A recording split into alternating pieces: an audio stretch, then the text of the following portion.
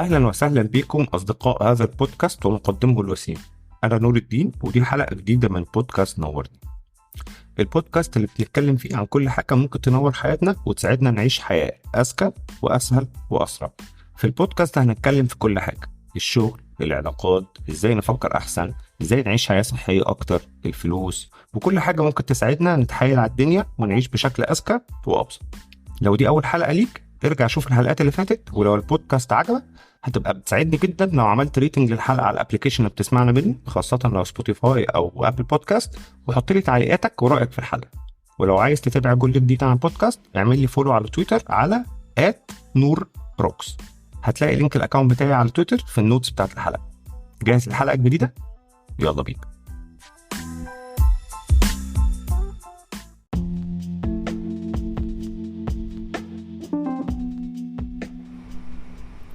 دي بقية الدسكشن بيني وبين المستر محمد خميس. لو ما كنتش سمعت، يعني ده الجزء الثاني من الانترفيو. لو ما كنتش سمعت الجزء الاول انصحك ترجع تسمعه الاول، لان ده بقية الحوار اللي دار ما بيننا، لانه كان طويل وممتع، فشفت ان انا اقسمه على حلقتين. فلو ما سمعتش الجزء الاول ارجع اسمعه، لو سمعت الجزء الاول يبقى يو ار ان لك. كمل هذا الحوار، اتمنى تنبسط وتستمتع. جاهز؟ يلا بينا. انا توبيك الشباب ده مجنني. انا عايز افهم، يعني انت كنت عملت، يعني دي بصراحه بجد كان اول مره انتبه للموضوع لما انت عملت حلقتين عن الشبايه. الاشباه. كان 3 حلقتين ولا 3؟ الثالثه دي مش لاقيها بقى خالص، انا شفتها وقت ما نزلت. بس بعد ما انت مسحت الحلقات الاولى والثانيه ما زالوا، لو دورت على اليوتيوب هتلاقيهم. الثالثه مش موجوده. بقت يعني منتج ممكن تبيعه بقى اوكشنز او ان اف تي او حاجه. اجيبها لك اظن عندي، يا ريت. التوبيك يعني عمال يكبر ويتوسع. يعني زمان كان الشبايه دول اولا اغلبهم شباب شخصيات سياسيه او تاريخيه كبيره، شبيه السادات، شبيه عبد الناصر، يعني ناس مهمه. وكلهم كنت تحس ان هم غير ان هم واخدوا الموضوع كارير، هم بيبذلوا مجهود كبير. يعني شبيه السادات ده الراجل بذل مجهود في طريقه كلامه، انه يتكلم شبهه بالزبط. في الميك اب، في اللبس في حتى افكاره. يعني الراجل بيحاول يبقى الشبيه فعلا، يبقى السادات بجد في افكاره. وتلاقي حتى بيتكلم عن 6 ساعات يعني بيتكلم حتى زيه. ايوه ده حقيقي. لكن الصنعه باظت. صنعه الاشباه باظت في السنين الاخيره. ابتدى الموضوع، يعني انا عايز اسمع وجهه نظرك. بس هي اكتشاف انها صنعه، هو ده كان اللقطه بالنسبه لي، يعني اللي هي كانت بالنسبه لي جديده ساعتها. انا كنت فعلا بكتشفها وكنت مستغرب جدا ان هي في اندستري. ده حقيقي. في صناعه الشبايه. اظن انها ساعتها كانت بتتكون، يمكن هي دلوقتي بقت استابليشد قوي. بس انا ساعتها كان الراجل شبيه السادات كان البروفيشن بتاعته ان هو شبيه السادات. أيوة. وده كان بالنسبه لي مبهر جدا. مبهر. هو ايوه انت بتعمل في يومك العادي بالظبط. انا بصحى الصبح بستشبه كده، بسم الله الرحمن الرحيم، انا ايه والله الحمد لله. يعني هو حتى كان بيقعد يقول انا عندي حسنه داخليه. ايوه انا فاكر الحسنه الداخليه دي. فالحسنه الدخليه دي ده السما كمان بتؤيد هذا الشبه يعني. ايوه وجاله تقريبا في الحلم. وقال له على وضعك. قال له ما كلموش، يعني هو حتى كان بيقول له زي ما انت اللي هو يابا انت كفيت ووفيت. يا اسطى انت تمام. فهو يعني انا قصدي ايه، اكتشاف ان ده اندستري كان هو ده اللي ساعتها مبهر بصراحه. كان مبهر بالنسبه لي جدا. ان الراجل ده، انا برضو ايه باك جراوند هندسه شويه. فانا بالنسبه لي انت عشان تاكل عيش انت لازم تعرف تحل معادلات تفاضليه. صح، اتفقنا. بالدرجه الاولى، الدرجه الثانيه، الكلام اللي هو في ثانوي. يعني لازم في شويه شقه يعني. صح. يعني لازم لابلاس، لازم زد ترانسفورم، كنترول، بي اي دي كنترولر، موازي عمودي يعني دي الحاجات اللي بتاكل عيش. ده انا وجهه نظري. يعني انا اتربيت على كده. فتكتشف ان في حد لا، هو البروفيشن بتاعه انا هصحى الصبح ابقى شبيه السادات، هروح قريه ميدا بالكوبا اعمل ايفنت. ايوه منه على عيد ميلاده. هطلع منه على افتتاح فكهاني في كفر الشيخ، وهطلع بعديها على راجل بتاع هريسه بيفتح في مش عارف. فالراجل ايفنتات مستمره وبتاع. انا بالنسبه لي ده كان مبهر بشكل طفولي يعني. انا كنت مندهش بشكل طفولي. انا طبعا دلوقتي انا عارف ان العالم فيه حاجات كتير زي كده الحمد لله ثانكس تو سوشيال ميديا. انا عارف الناس دي شغاله وموجوده وبتكسب وما عنديش مشاكل معاهم. بس انا ساعتها كنت ايه ده يعني، الراجل ده دي مهنته فعلا. وبعدين حتى لفت نظري، واظن ان انا كنت جايبها في حلقه برضو من حلقات الشباب، ان في واحد كان شبه حسني مبارك واظن كان محامي او حاجه يعني، برضو استابليشد كارير. فاول ما لقى الناس قالت له انت شبه حسني مبارك، قال لك بس قال لازم استغل ده. فراح حتى فالست بتقول له عملت ايه؟ فقال رحت رئاسه الجمهوريه. يعني لو محتاج بديل طبعا يعني يعني ده شيء طبيعي يعني. ايوه صح، ده اول حاجه تفكر فيها رئاسه الجمهوريه. روح رئاسه الجمهوريه على طول يعني. انا شبه حسني مبارك فاروح بقى يعني اشوف مثلا بيطلعوا شهاده بيعملوا حاجه يعني زي الاشراف.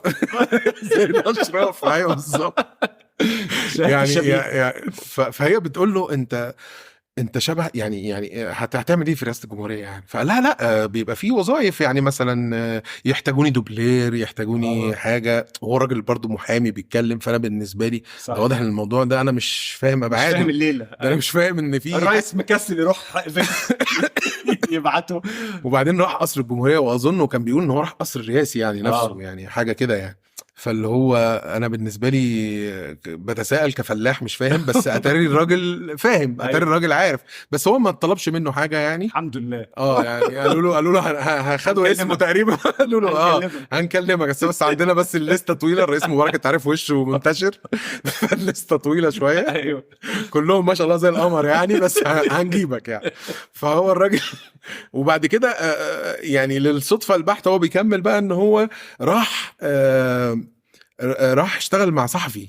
قال له احنا عايزينك في المحاكمه بتاعت الرئيس مبارك تبقى انت قاعد هنا وتعمل باي باي للناس واجيب الكاميرا عليك كده وبعدين اجيبها على الرئيس مبارك، فكأن الرئيس مبارك خرج من قفصه وتجلى في الجمهور ومش عارف حالة ظهور كده يعني. فهو الراجل يعني ايه راح تقريبا خد فلوس يعني. وقالت له طب عملت ايه؟ قال لها لا والله انا كل اللي عملته ان انا قعدت اعمل باي يعني. فانا حسيت ايه ده في بيزنس يا جماعه، ده الراجل يعني والله عايش. فانا بالنسبه لي يعني، واظن دي جزء من احنا اتربينا ان البيزنس ده صعب. سوري الفلوس الرزق صعب. أيوة. هو لازم يبقى صعب. ايوه صح. انت عارف انت مذيع الشارع لما بيستضيف حد اللي هو احمد رأفت ده، ايوه بيستضيف حد ويقول له مثلا هتاخد جائزه البرنامج 1000 جنيه ولا حد فقير يقول له لا الفلوس دي حلال يا ابني. ايوه اتخض. اتخض. لا يبقى حرام. فلوس كلها حرام. لازم الفلوس شقه. فلوس ايكوالز شقه. صح. انا برضو ابن الشعب فانا ايه أيوة. بالنسبه لي فلوس شقه. فانا بالنسبه لي انتوا يا جماعه بتاكلوا. انت عارف جزء يعني انا تحليلي جزء من سبب ازمه الناس مع امير منير، الشيخ امير منير اللي هو اتاخد في موضوع العمره ده. انا لسه متفاجئ من الموضوع انه شايف هو اللي عمله ده ايه علاقته يعني ده مش جريمه يعني قانونيا يعني. ما اعرفش بس يعني اظن يعني التبرعات وتجميع الفلوس اظن في دي مش تبرعات، ده بيزنس عادي، دي شركه يعني. فكره هروب الفلوس يعني. وانا اللي سمعته ان ضخ الاموال طب انه في فلوس هتطلع لبره بالظبط يعني. يعني الضخ ده اكيد ديفينتلي يعني هيبقى فيه تحقيق. بس الفكره اللي الناس فعلا بجد انا حسيت ان الناس كتير قوي جزء من غضبهم من الموضوع فيه ان هو لا اكل العيش مش سهل كده. لو سمحت لازم تبقى بس عارف هو مش الوحيد يعني في حاجه اسمها شقه. ايوه يعني اللي هو انا مش هروح على اكتر حاجه. طبعا الناس الدين بالنسبه للناس شيء مقدس جدا، فانا مش هروح على اكتر حاجه مقدسه يعني عارف مش انت اللي عامل براند الدين. يعني البراند اكبر بس منك. النظره دي طول عمرها موجوده عندنا يعني، حتى لعيبه الكوره مثلا اللي هو ليه طبعا بياخدوا كده وبتاع ارقام دي ده. بس مثلا مع السوشيال ميديا الناس عرفت اللايف ستايل شويه بتاع اللعيبه، فعرفت ان هي صعبه. طبعا هو فاكر ان هو بيبقى قاعد سهران في الكاباريهات وبعد كده يروح يلعب الماتش وبعد كده بيلعب في الشارع يعني مثلا مش الموضوع يعني. فان هي لا هي صعبه منتاليتي بقى وصلاح وكده. ايوه فلا الراجل ده بالنسبه له يمكن هي برضو صعبه بتاعت صح. الله اعلم احنا ما نعرفش التفاصيل ما نعرفش ايه. بس هو عمليه ولا في ناس كتير في ناس كتير قوي بالنسبه لهم اكل العيش السهل ده لا ده في مشكله يعني. ده في مشكله انا لازم احاربه بكل قوه لان انا يعني انا مشكلتي بصراحه الاكتر مع موضوع يعني انا كنت يعني هاوفر انالايز من ناحيه كنت بحس ان فيها ان دي احد اعراض اللي هي الكالت اوف انديفيدواليتي. حلوه دي، قلت حته قلت كلام واضح ان هي يا واضح ان حاجه مهمه، حاجه في الحداثه يعني السائله حاجه في الحداثه السائله فكره قصدي تقديس انك تبقى شخص مشهور، يعني تقديس فكره الفردانيه وانك شخص مشهور. فتقول رايك فالتشبه بناس مشاهير وبناء ماشي. عليه بتخلق شكل من الشهرة ليك مش جاي من حاجة انت بتعملها ماشي. قد من ان انت شبه شخص ما. فلايكات وشيرز وشهرة وفلوس طبعا. وطبعا انا دي حاجة طول عمري بحترمها وبحبها في مصر جدا، هي قدرة المصريين اللي بحسها فريدة سبيشال لما تشتغل مع اجانب على كما تقليب العيش، على كما قال محمود عبد العزيز القرش من بذر العنب. بنطلع القرش من بذر العنب. انت الراجل كورفد فيلد جديد من الشغل اخترعه تماما. بالظبط. ففكره تحايل المصريين على اكل العيش وتقبل مثلا السعوديه لموضوع الاشباه مؤخرا مثلا ان هم يستضيفوا شبيه ويكس. انا والله اتبسطت شبيه نيمار وشبيه امبابي. ايوه ويعملوا تيم تيم من الناس دي من الشباب. يعني ففكره برضو قدره المصريين على التحايل على اكل العيش دي بصراحه حاجه مبهره جدا. زي هي جايه من شيء حزين يعني ان هو اكل العيش صعب جدا فانت بتتحايل عليه. بس في نفس الوقت بحس ان في جزء منها جاي من محاوله انك تبقى مشهور بشكل او باخر. يعني انت عايز تبقى مشهور لان انت في عالم. لا بس انا وجهه نظري بيقدس الشهره. انا وجهه ماشي، العالم بيقدس الشهره، بس انا وجهه نظري ان الشهره فيها تشالنجز قويه جدا جدا جدا. صح. فانا بشوف انا بعاني انت شخصيا يعني لا انا فعلا لا تشالنجز عنيفه نفسيه وكده عنيفه بصراحه. وده جزء انت بتقولي بتمسح ليه وبتنسحب ليه. انا جزء منها. انا برضو في حاجات ما بعرفش هندلها فبتوقف عادي لان انا اللي حاسس بده. فهي تشالنجز عنيفه جدا. فانا وجهه نظري اللي بيكمل فيها لا هو فعلا خدها اكل عيش وبقى مخلص لاكل العيش مش مخلص للشغل. بس انت يعني حابب ان هي هتفضل حاجه على جنب في حياتك بس ما تبقاش هي الفول تايم ثينج بتاعتك. الكرياتيفيتي ولا اكل ولا الشغل؟ لا انا قصدي الشغل في المجال الابداعي عامه يعني. ما انا زي ما قلت لك لما اكتشفت ان انا مش ريزيلينت في الابداع وما عنديش استعداد اضحي وعايز اقول حاجات معينه وهقولها يعني هقولها والكلام ده، قلت لا خلاص بقى يبقى انا يفضل ده بارت تايم ويفضل شغلي الحقيقي مدرس حقيقي واحاول انمي نفسي يبقى مدرس بالظبط كده. كنت بحب اللقطه دي بتموتني بالتاني. فافضل يعني ويعني وانا بعتز بمهنه انا بحبها فعلا يعني. بحبها. انا من القعده معاك يعني انا عارف ان انت بتحب الشغل يعني بتحب شغلك يعني وبحب شغلي يعني وبحب الفيلد وممتن ليه في حاجات كتير قوي في حياتي وممتن حتى للناس معايا في الشغل لان هم متفاهمين جدا وانا محبوب في الشغل وده يعني ممكن ما اكونش محبوب تكنيكال يعني بس كشخص بس كشخص محبوب. المدير حتى بتاعي انا بعتز بيه جدا وبقعد اتكلم معاه في حاجات شخصيه حتى التشالنجز دي بنقعد نتكلم فيها بما فيها اسيب الشغل ولا لا واروح واجي. وهو الراجل فيري اوبن معايا يعني وبيحبني يعني كانه ابنه يعني. هو صحيح هو في الشغل عادي ممكن يقصني ويفشخني عادي بس ده شغل انا بحترم ده حاجه والله انا بحترم ده فيه الناس تعرف تفصل ما بين بيفصل لا كويس. فهو حتى ده المدير الكبير حتى مش يعني مش مدير المباشر. فانا ممتن يعني انا بحب الشغل بتاعي وبحب الناس اللي فيه. فلما لقيت لا انا ما عنديش ريزيلينت ان انا اكسب من الكرياتيفيتي ما عنديش ريزيلينت ده. انا بحب قوي اللحظه اللي انا عاوز اقول فيها حاجه فاقولها فتوصل فتسمع فلاقي مثلا ناس بتشاركني نفس الفكره. ايوه فاهم قصدك. فدي بالنسبه لي اللحظه اللي انا مش في اي بروجكتس نستناها من الاستاذ خميس اليومين الجايين الفتره الجايه يعني لو في حاجه عايز تقول الاعمال انت عايز عايز ابقى اعملك ورمضان وكده. انا دايما عندي مشاريع كتيره في الادراج. طبعا مستني الورق. لا بالعكس بقى انا مستني اعمل انا الورق. ايوه فانا يعني دايما المشاريع الكتيره اللي عندي في الادراج دي مش كسل مش يعني الناس بتحب قوي العلويه والكسل. كشماعه. لا انا بحب العلويه يعني. بحب العلويه ليه؟ لان انا حسب لا مش كده والله، لان انا في الحاجات الابداعيه بالذات. ايوه لان انا كل ما بتتاخر كل ما بتتعمل بشكل افضل. أوكي. وكل ما انا بادرك ان اللي كان عاجبني في الفكره ممكن يبقى افضل. يعني اللي كان عاجبني في الفكره او اللي كان مخلي الفكره حلوه بالنسبه لي لسه ما جاش، لسه ما لقطوش انا. ايوه في افكار كانت حلوه قوي عندي، كتبت لها كذا معالجه على مدى سنين طويله جدا.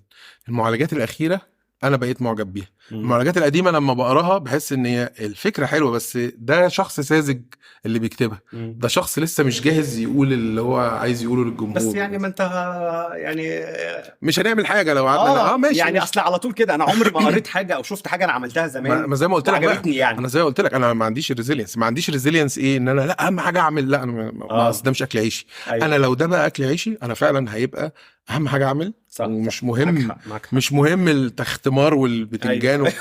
بس انا الحاجه الوحيده اللي كنت بحبها في الحته الكرياتيفيتي والفن اللي انا فعلا بحبه جدا كحاجه انسانيه. يعني الفن ده شيء بالنسبه لي شيء عظيم يعني في قدره الانسان ان هو يعبر عن حاله، والحاله دي تريليت مع الناس والناس تقول هو دي تجربتنا الانسانيه فيها. ده انا طول عمري معجب بده.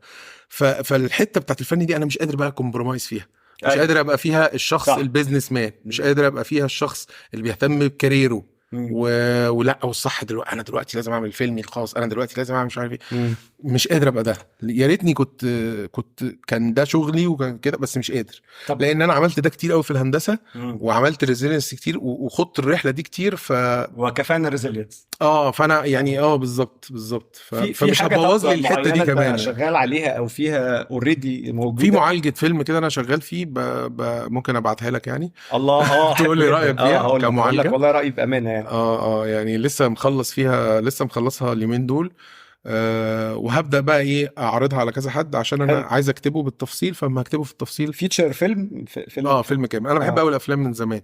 الفيلم بقى اللي هو الموفي الساعتين ده انا بحبه جدا يعني. اكتر فورمات ابداعي بحبه يعني اكتر فورمات ابداعي بحبه. اول ضيف شرف اطلع كمنتج بودكاست عادي. انا عندي افلام كتير على فكره. عندك دور البودكاست؟ عندي افكار افلام كتير قوي. عارف بعمل حاجات كتير، انا متعدد المواهب. بس ينفع ما اطلعش بشكلي؟ تعرف ما بحبش اتصور.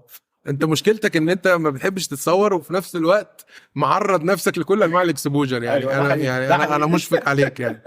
لا بس والله انا بحاول اعالج نفسي من موضوع التصوير ده يعني. تطلع في فيديوهات بشكل مش منتظم. بس انا بقول لك هي it gets easier يعني. مثلا احمد الغندور زمان انا ما كنت بقابله ما كانش بيطيق يسمع نفسه. انا الصراحه بستغرب يسمع نفسه. كنت استغرب يعني لما قابلته شخصيا بقى اول مره. استغربت جدا ان هو على الحقيقه هادي كده وتحسه شخص انتروفيرتد يعني ممكن لما ياخد عليك يبتدي يهرج ويبقى صوته عالي.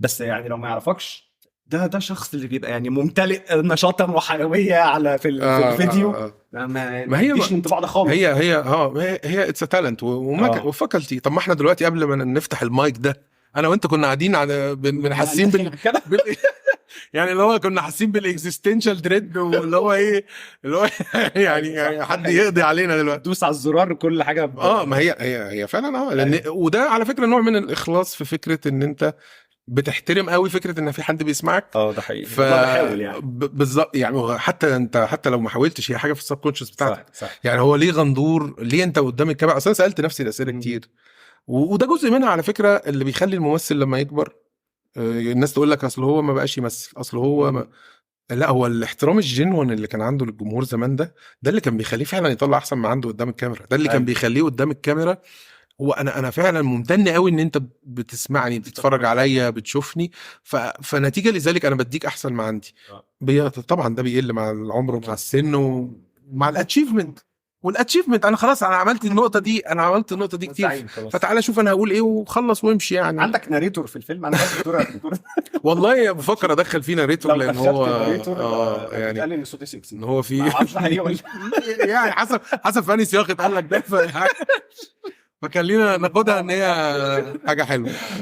بس في اي بروجكت انت شغال بقى فيها فعليا؟ قصدي مع ناس تانية يعني. ما اعرفش انت بصراحه بقى لي فتره مش بتابع قافل كنت السوشيال ميديا فمش عارف الدحيح اصلا البرنامج شغال ولا لا. انا والله الحاجه الوحيده اللي انا نفسي اشتغل فيها هو متحف الدحيح.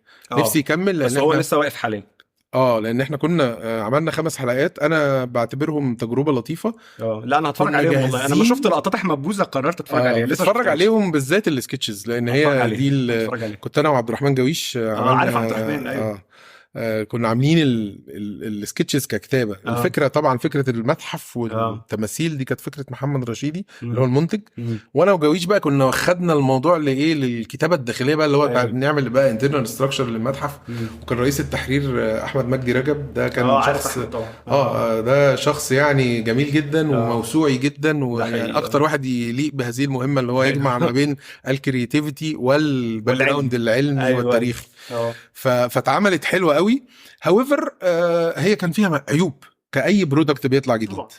انت لو اتفرجت على الحلقات الاولى حتى من البلاتو هتلاقيها يعني فيها مشاكل، ما فيها مشاكل كتير بالنسبه للضبط اللي في الاخر. فاي حاجه في الدنيا بتاخد وقت عبال ما تتظبط. من ضمن العيوب كان ان احنا كنا بنحاول نحافظ على فورمات الدحيح، فاحتفظنا بالمونولوج بتاع الدحيح زي ما هو بنفس حجمه الكبير مع اضافه سكتشات. فدخل الموضوع بالكي جدا، 50 دقيقه الحلقه، 60 دقيقه عادي جدا وكتير ورغي في النص كمونولوج وسكتشات ومونولوج وسكتشات.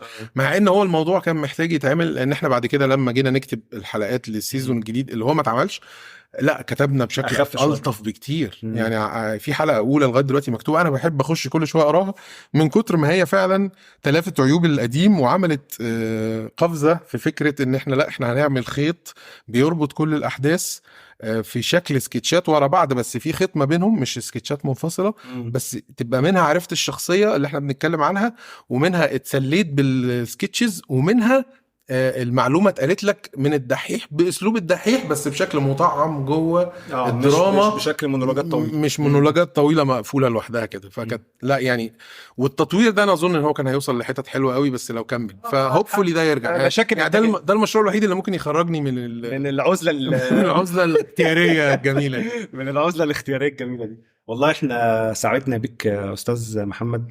اشكرك يعني اشكرك. عايزك تقول كلمه لجمهور بودكاست نورني. انا بصراحه ما كان المفروض احضر للقفله بس ما حضرتلهاش خالص. فقررت انا ارميها عليك. هل في سؤال انت كنت عايز تساله وما سالتوش؟ كان في سؤال والله، كنت حاطط شويه اسئله اللي هي جو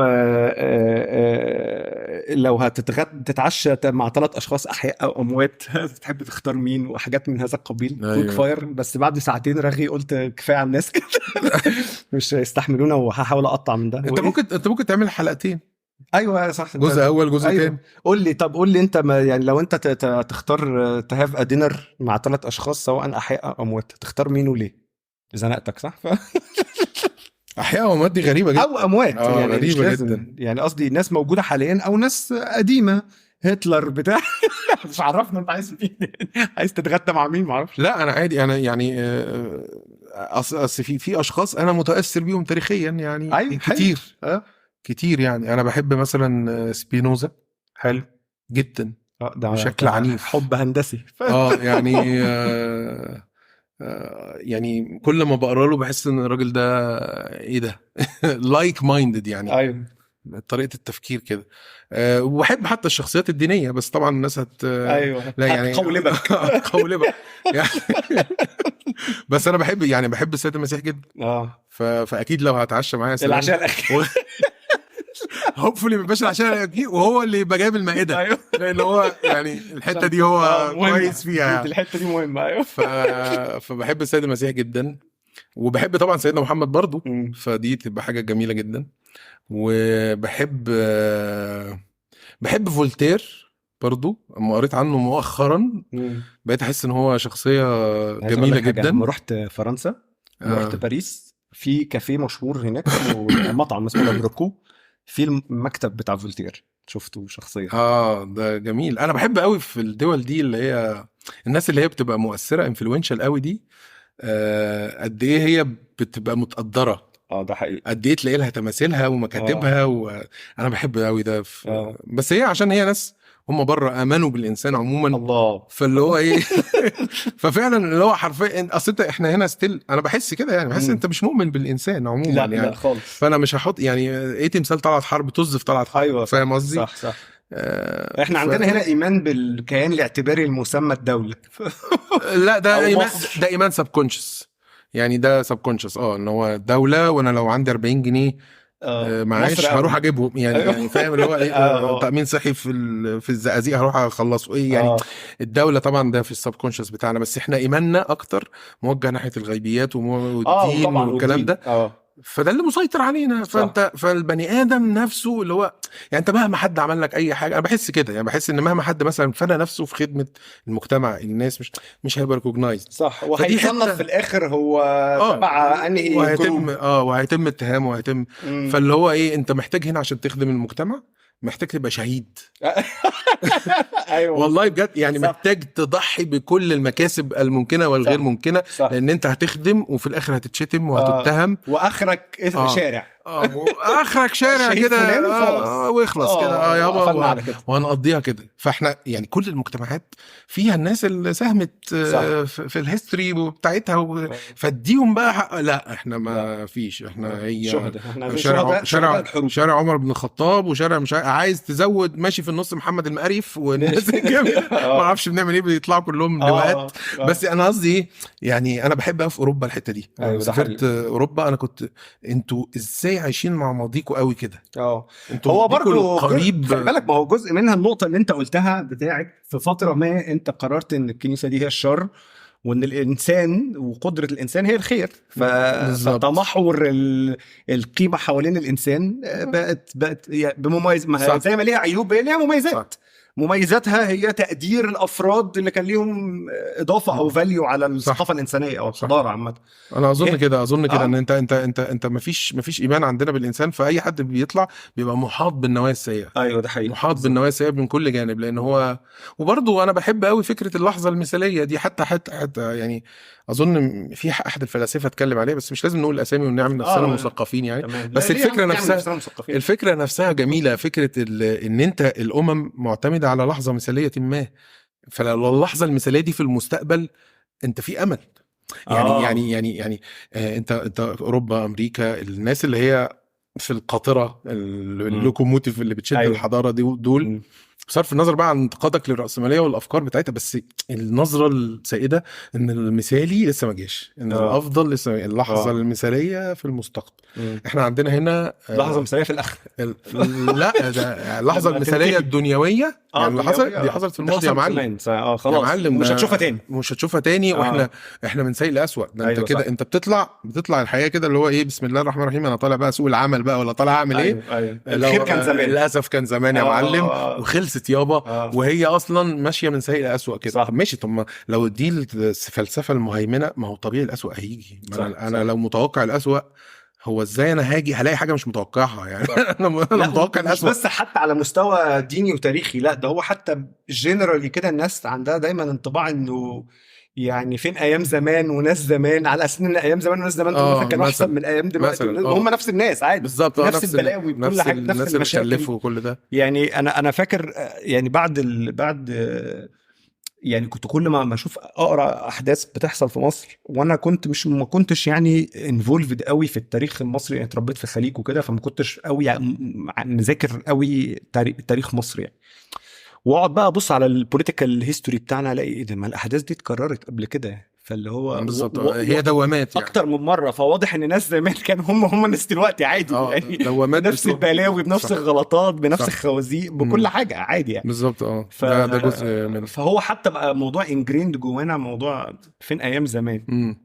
وايام زمان دي حتى وانت واحد عنده حاجه و30 سنه مش عجوز يعني، وبرضه بقول فين ايام فين ايام ما كان الدولار ب8 جنيه وفين يعني ما خلاص، ما احنا داخلين في المرحله اللي هتبدا تشتم فيها الاجيال الجديده.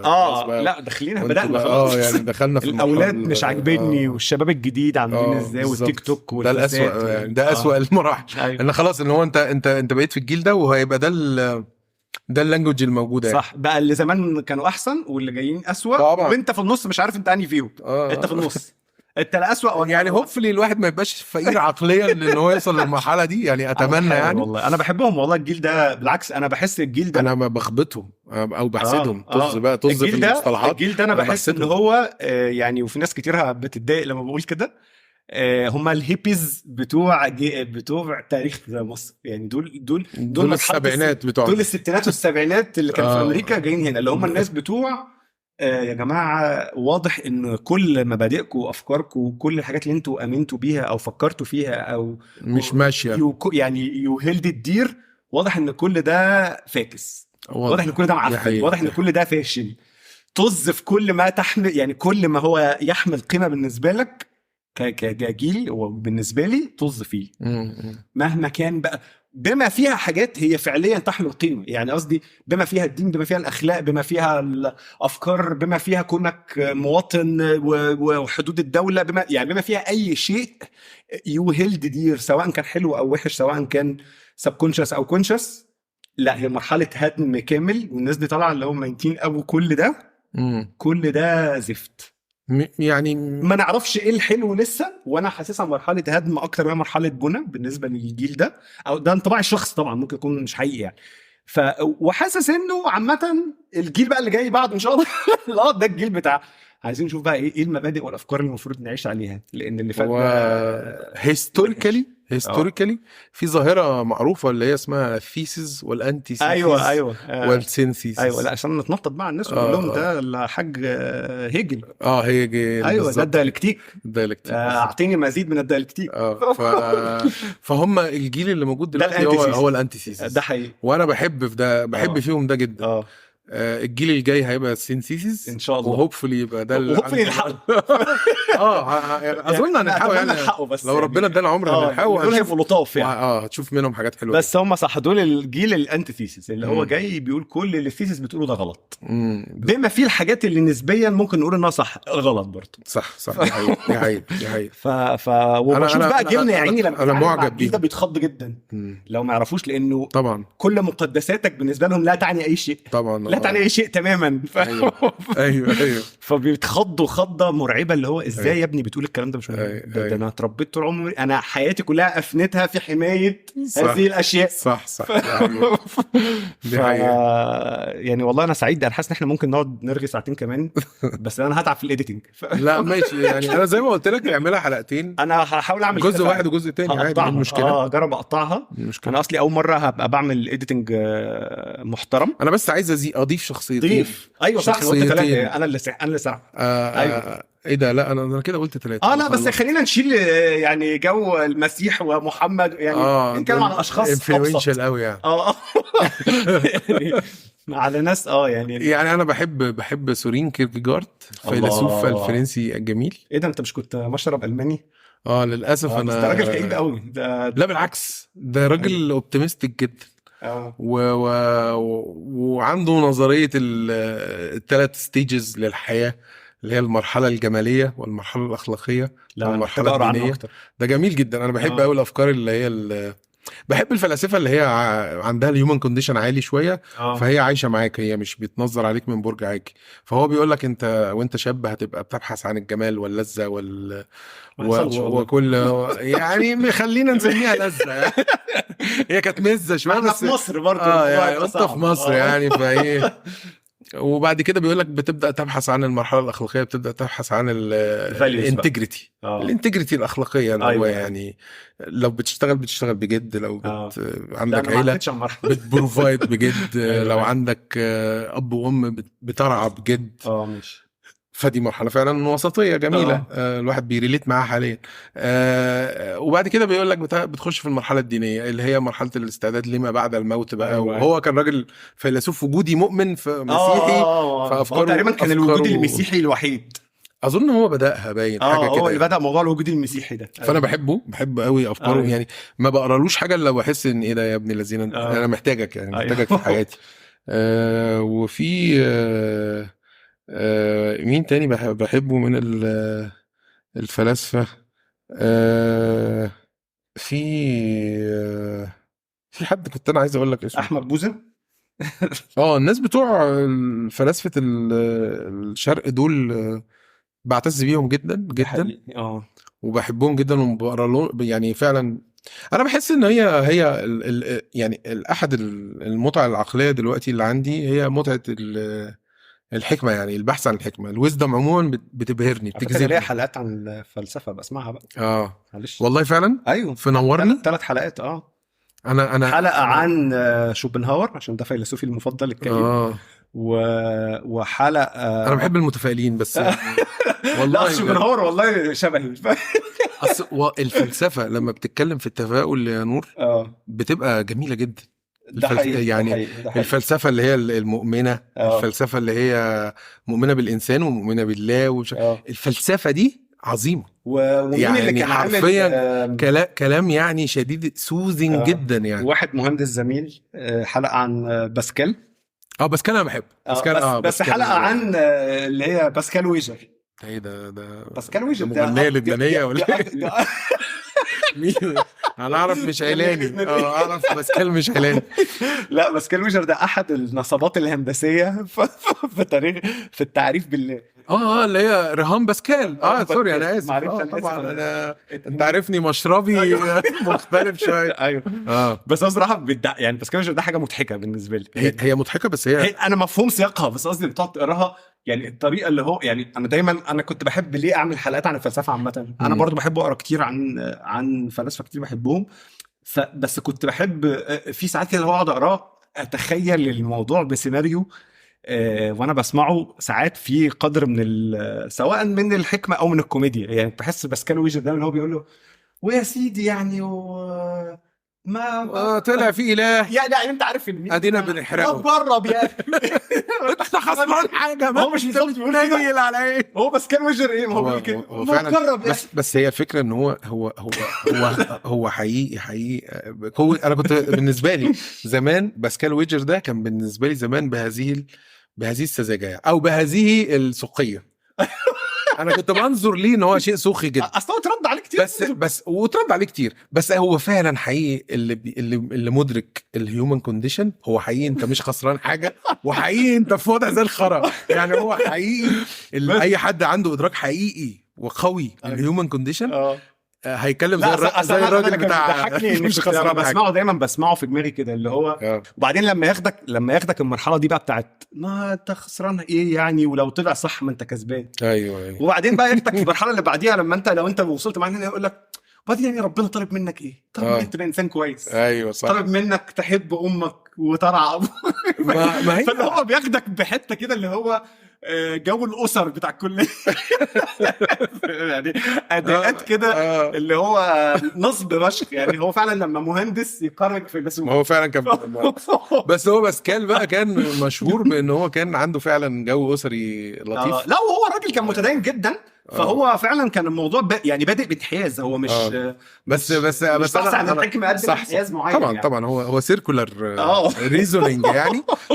however هو فعلا حتى الناس اللي بترد على رهام باسكال هو ما حدش بينكر الهيومن كونديشن اللي فيه. لا طبعا ان هو هي بس ان الهيومن سيركولار هو اللوجيك سيركولار. بنبدا من حيث انتهينا. بس هي الفكره ان الهيومن كونديشن فعلا بهذا المزري. صح. يعني هو الهيومن كونديشن يعني يقل عن هذا المزري ولا لا. وبعدين هو المشكله الاكبر في باسكال ويجر ان هو بالنسبه لواحد زي باسكال اللي هو بيحاول يقنعك بالمسيحيه ان ده يصلح لاقناعك بوجود اله. لكن طبعا ممكن نطبق ده على الاسلام عادي. طبعا يعني نطبق على اي حاجه يعني. طبعا ما هي دي الفكره. وعملت حلقه ثالثه عن يعني صديقي المفضل الشخص الثاني اللي افتكرته كان فرانسيس بيكون. ما اعرفش انت بتحبه. ايوه طبعا. لا ما قريتش عنه بما فيه الكفايه. بس قريت ده بقى فيه نحترمه يعني. ده الفيلسوف الوحيد اللي انا قريت له بقى.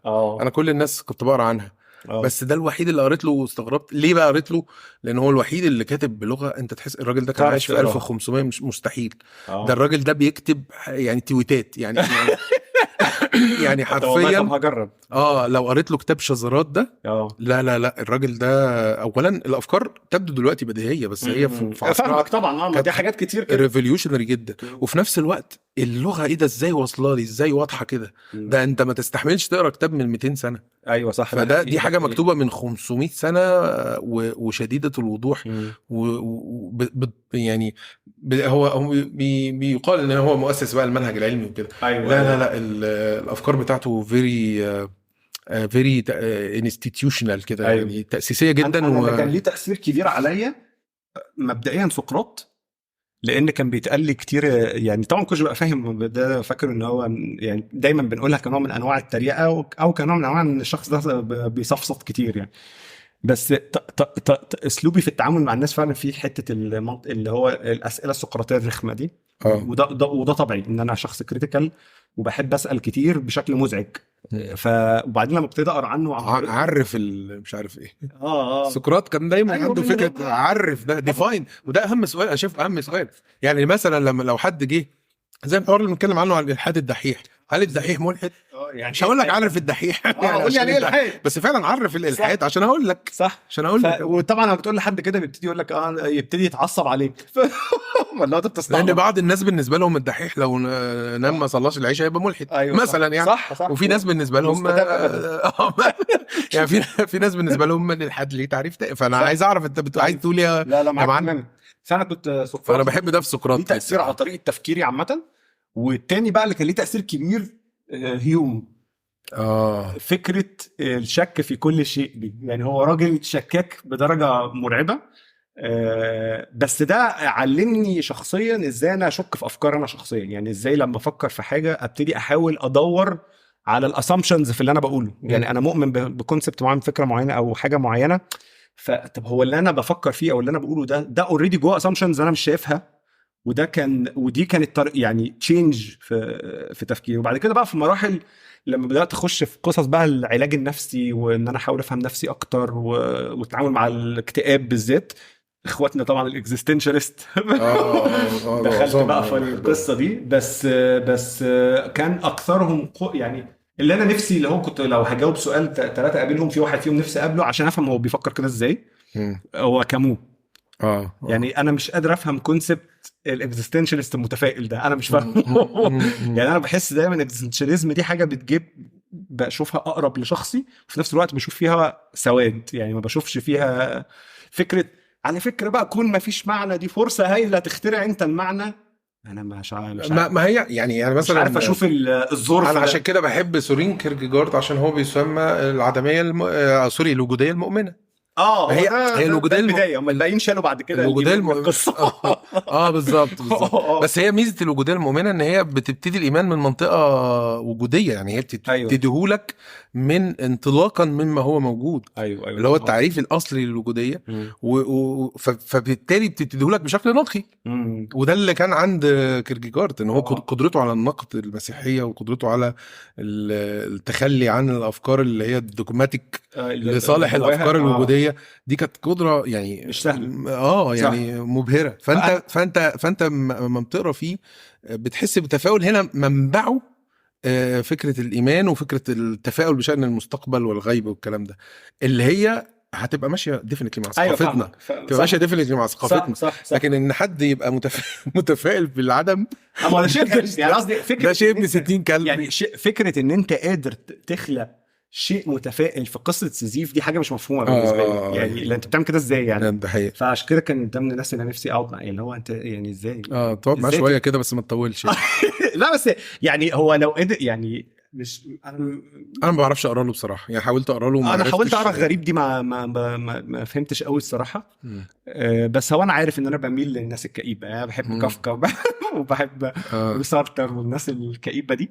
بس اللي بقى ليه بحب المتفائلين قوي بقى ميل. لا ما انا هاجي لك في التفاؤل بقى. ليه ميل شديد ليهم سبيشالي في فتره العلاج النفسي، خاصه ان الدكتور اولا عرفت بعد كده ان افكار كتير من البيهيفيرال ثيرابي اللي بتاخدها من الديانات دي. وفي نفس الوقت الدكتور بتاعي او الدكتور رحت له كان بيستخدم انالوجيز وقصص منها كتير.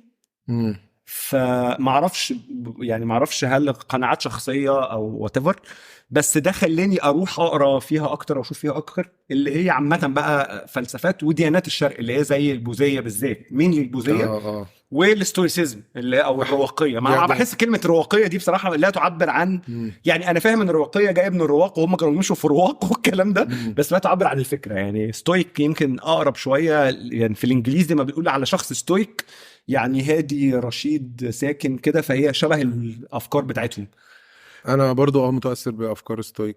فالستويكس والبوذيين والبوذيه بقى بالذات، كواحد عندي كمان ثقافه دينيه كويسه ودرست وقريت شويه، كنت كتير بشوف باراليلز. يعني اللي هو اقعد اقرا حاجه، اللي هو ممكن ابقى قاعد مثلا اقرا حكمه من حكم بوذا وافتكر ايه ده ما في حديث عندنا ليترلي صح، بيقول صح. نفس الكلام. دي حقيقه واصلا ليترلي بوذا المختصر المفيد بتاعه الطريق الوسطي، يعني هو مختصر حكمته خليك وسطي خليك في النص. لا ترمي يمين قوي لا ترمي شمال قوي، اللي هو في النهايه كور اللي بنقوله كمسلمين. صح. مثلا صح.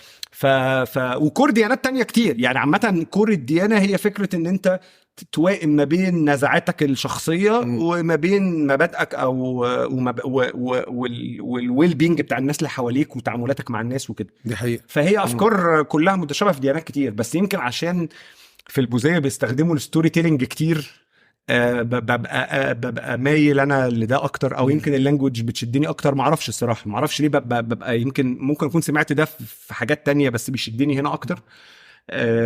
بس وقصة بوذا عامة طبعا أغلبها طبعا قصة خيالية بنسبة كبيرة، يعني هو الشخص نفسه كان موجود احنا عارفين ده تاريخيا، بس كتير من قصص النشأة بتاعته فيها يعني ماشية على قصة البطل بتاعت الستوري تيلينج بالظبط يعني.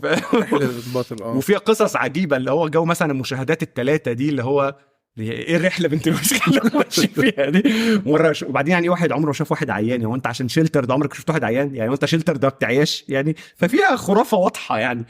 بس في النهايه هي بتؤدي المعنى ما يعني.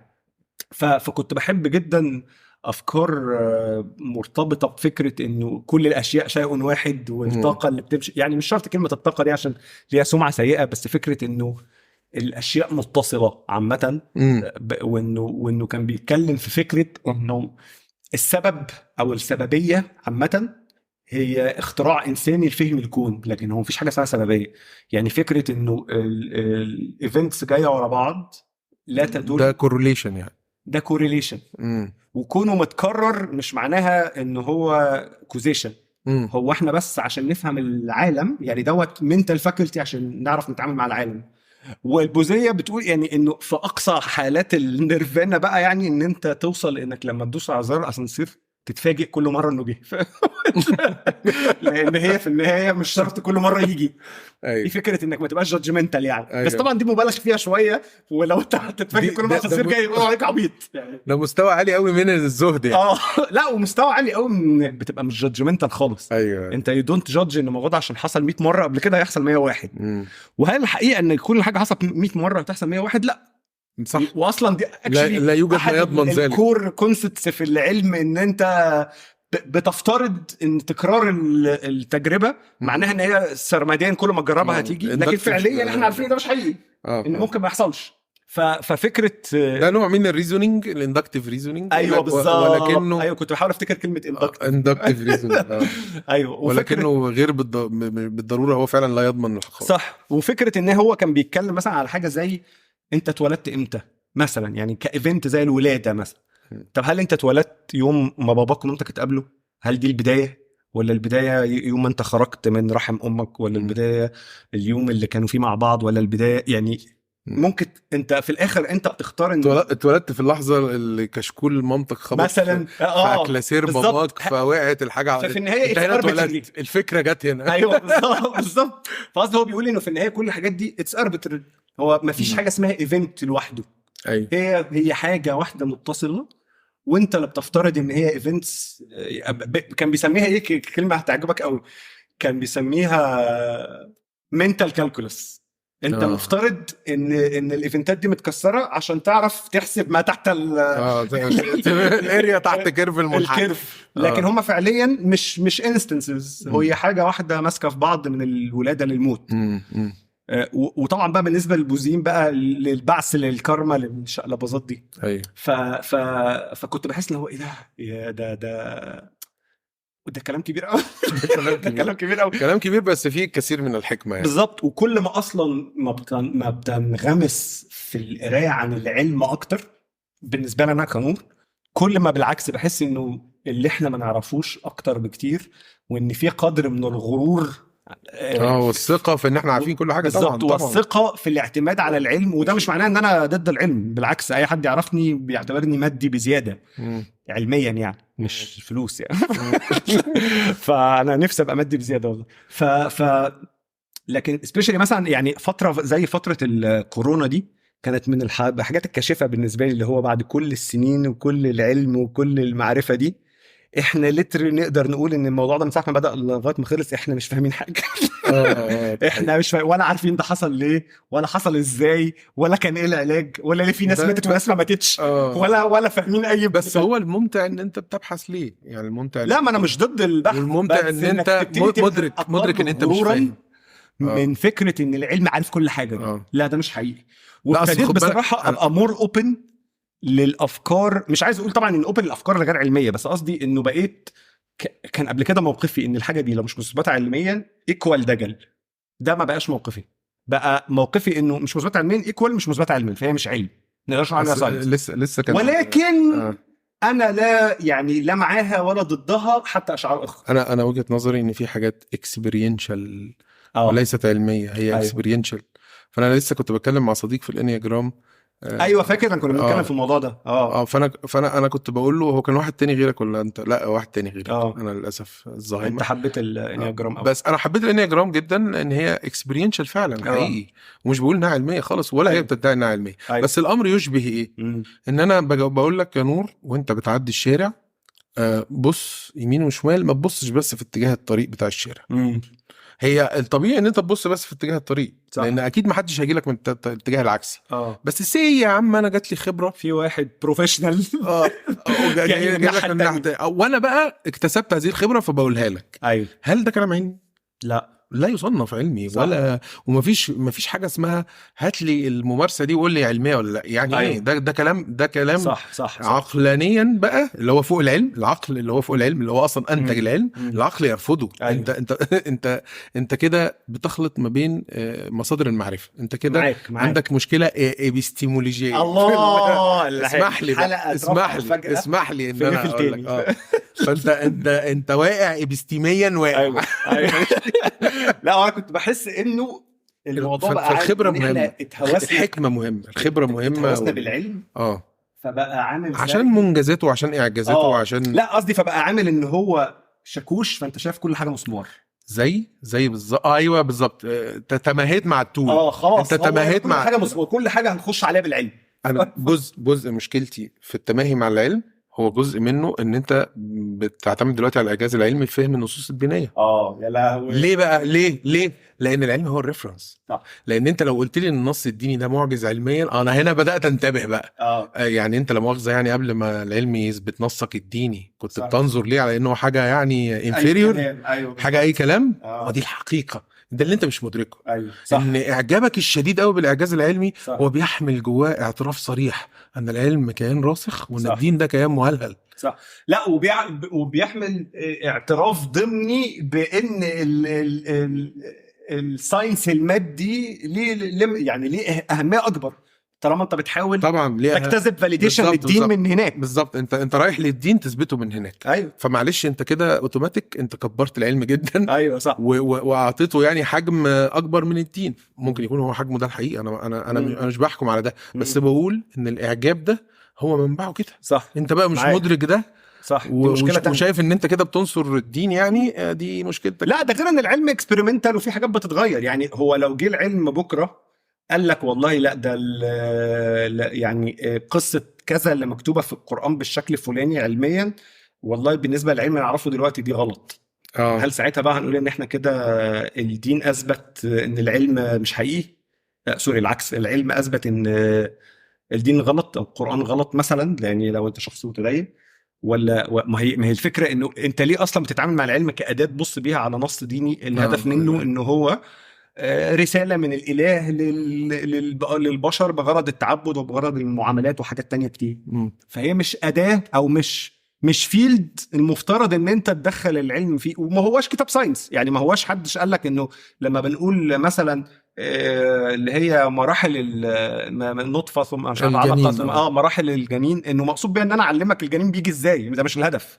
يعني القصه دي قصه ليها هدف، الله اعلم. هو انا مش هفتي يعني، ما اعرفش قوي، بس قصدي انه ده مش كتاب ساينس. لا هو واضح فيها، حتى في الايات واضح فيها الهدائيه. يعني هي بترشدك ان انت تتاثر بده نحو الايمان. ايوه مش بتقول لك معلومه يعني بحس ان عامه عشان توفر عليك ان انت بيتعاملوا مع الستوري تيلينج بشكل ليترال قوي. بالظبط زي كونسبت، يعني لو فاكر في قصه امير منير دي، لما كنت كاتب بوست يعني كده بتكلم عن الموضوع وبقول ان من وجهه نظري المشكله الاكبر بغض النظر عن الشخص وبغض النظر عن البروجرام هي يعني سلعنه الدين والنظر، بغض النظر عن ان ده ممكن يكون شيء في ناس محتاجاه اللي هي السيرفيس دي. انا لسه كنت هقول لك كمان حتى مش كل الناس هتفهم بغض النظر عن ده، بس انا بتكلم على كونسبت انه الموضوع تحول كامبين يعني الحاجه ماركتنج جيمك وابلكيشن، وان ده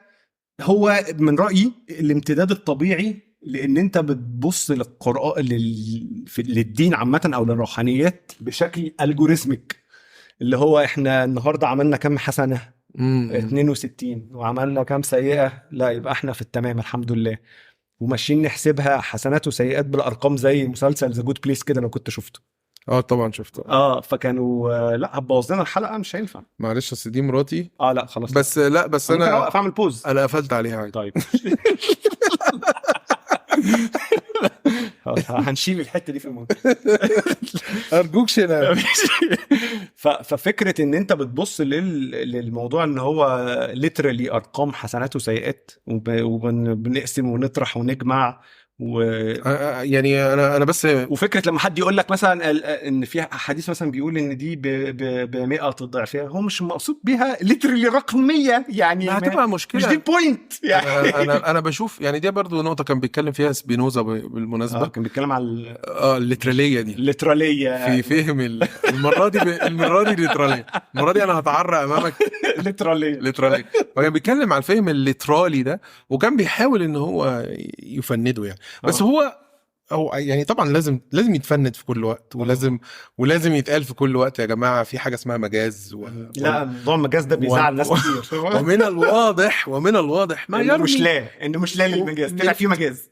لا ومن الواضح ما يرمي اليه المجاز. أيوة يعني هو مش هقول لك ان المجاز ده يا مين بقى يفهمه بقى. أيوة نقعد بقى نفهمه فين يعني. بقى. هو واضح ما يرمي اليه المجاز. أيوة. يعني لما اقول لك صلاه الجماعه وصلاه الفرض و27 درجه، من الواضح ان في مجاز، ان انا بحثك تتجمع وتيجي معايا. انت هتروح تصلي مع النبي، انت دلوقتي هتروح تصلي مع وزاره الاوقاف، بس يعني دي مشكله اخرى يعني. بس يعني من الواضح ان انا بقول لك تعالى صلي معايا. من الواضح ان الحكمه مش في رقم 27 يعني. لان انا ما اعرفش قبليها كان كام. ايوه افرض هو صلاه يعني هو دي اكبر من دي ب27، بس افرض دي كانت 7000 ودي 1027. الفرق مش كبير.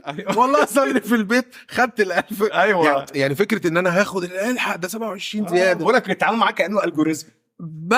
بس however يعني مع ان هو لازم المجاز ده طول الوقت to be introduced، ولازم الفهم الليترال ده طول الوقت to be ridiculed عشان يتساقط وعشان الاجيال الجديده however هو هيفضل مكمل. لا ما طبعا يعني ان في ناس هو ده اخرها. بالظبط هو ده اخرها في التعامل مع ومش بس بقى اخرها، انا وجهة نظري مش بس اخرها، هو ده اللي مخليها خيره. يعني هو ده مش عامل فيه حاجه وحشه يعني.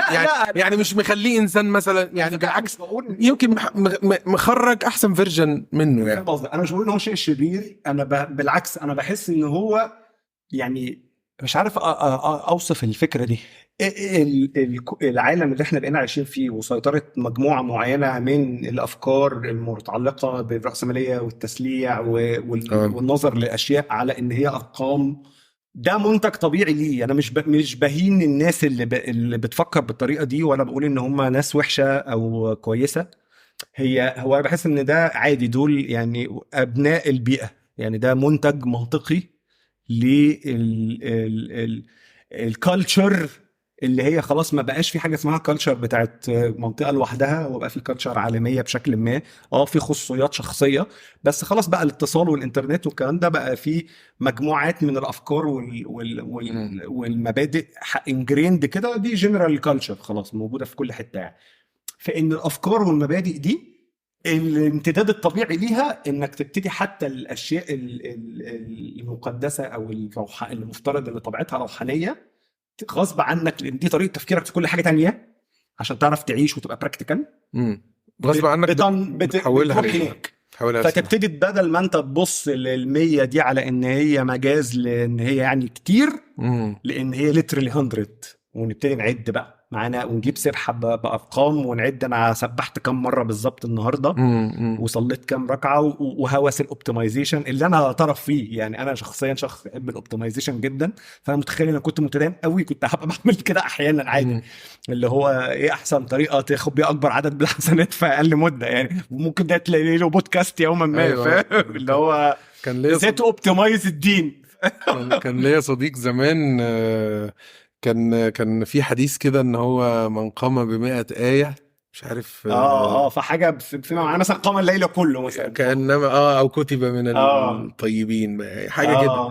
فكان بيجيب صوره كده اياتها سريعه قوي فدي مش عارف 96 آية هي آياتها سريعه قوي اللي هو مش عارف آيات قصيره بس هي آيات قصيره آيات كتير و96 ومعاها صوره كمان 5 آيات عملنا 101 قفلنا ال101 يعني برضه انت ايه انت في مارجن برضه. ايوه فهصلي بيها كل يوم طبعا كنا اطفال يعني. ايوه فعلا هو كان بيصلي بيها كل يوم يعني كان بيقول لي فكره الفيديو جيم دي هي ان انت تعمل كومبو.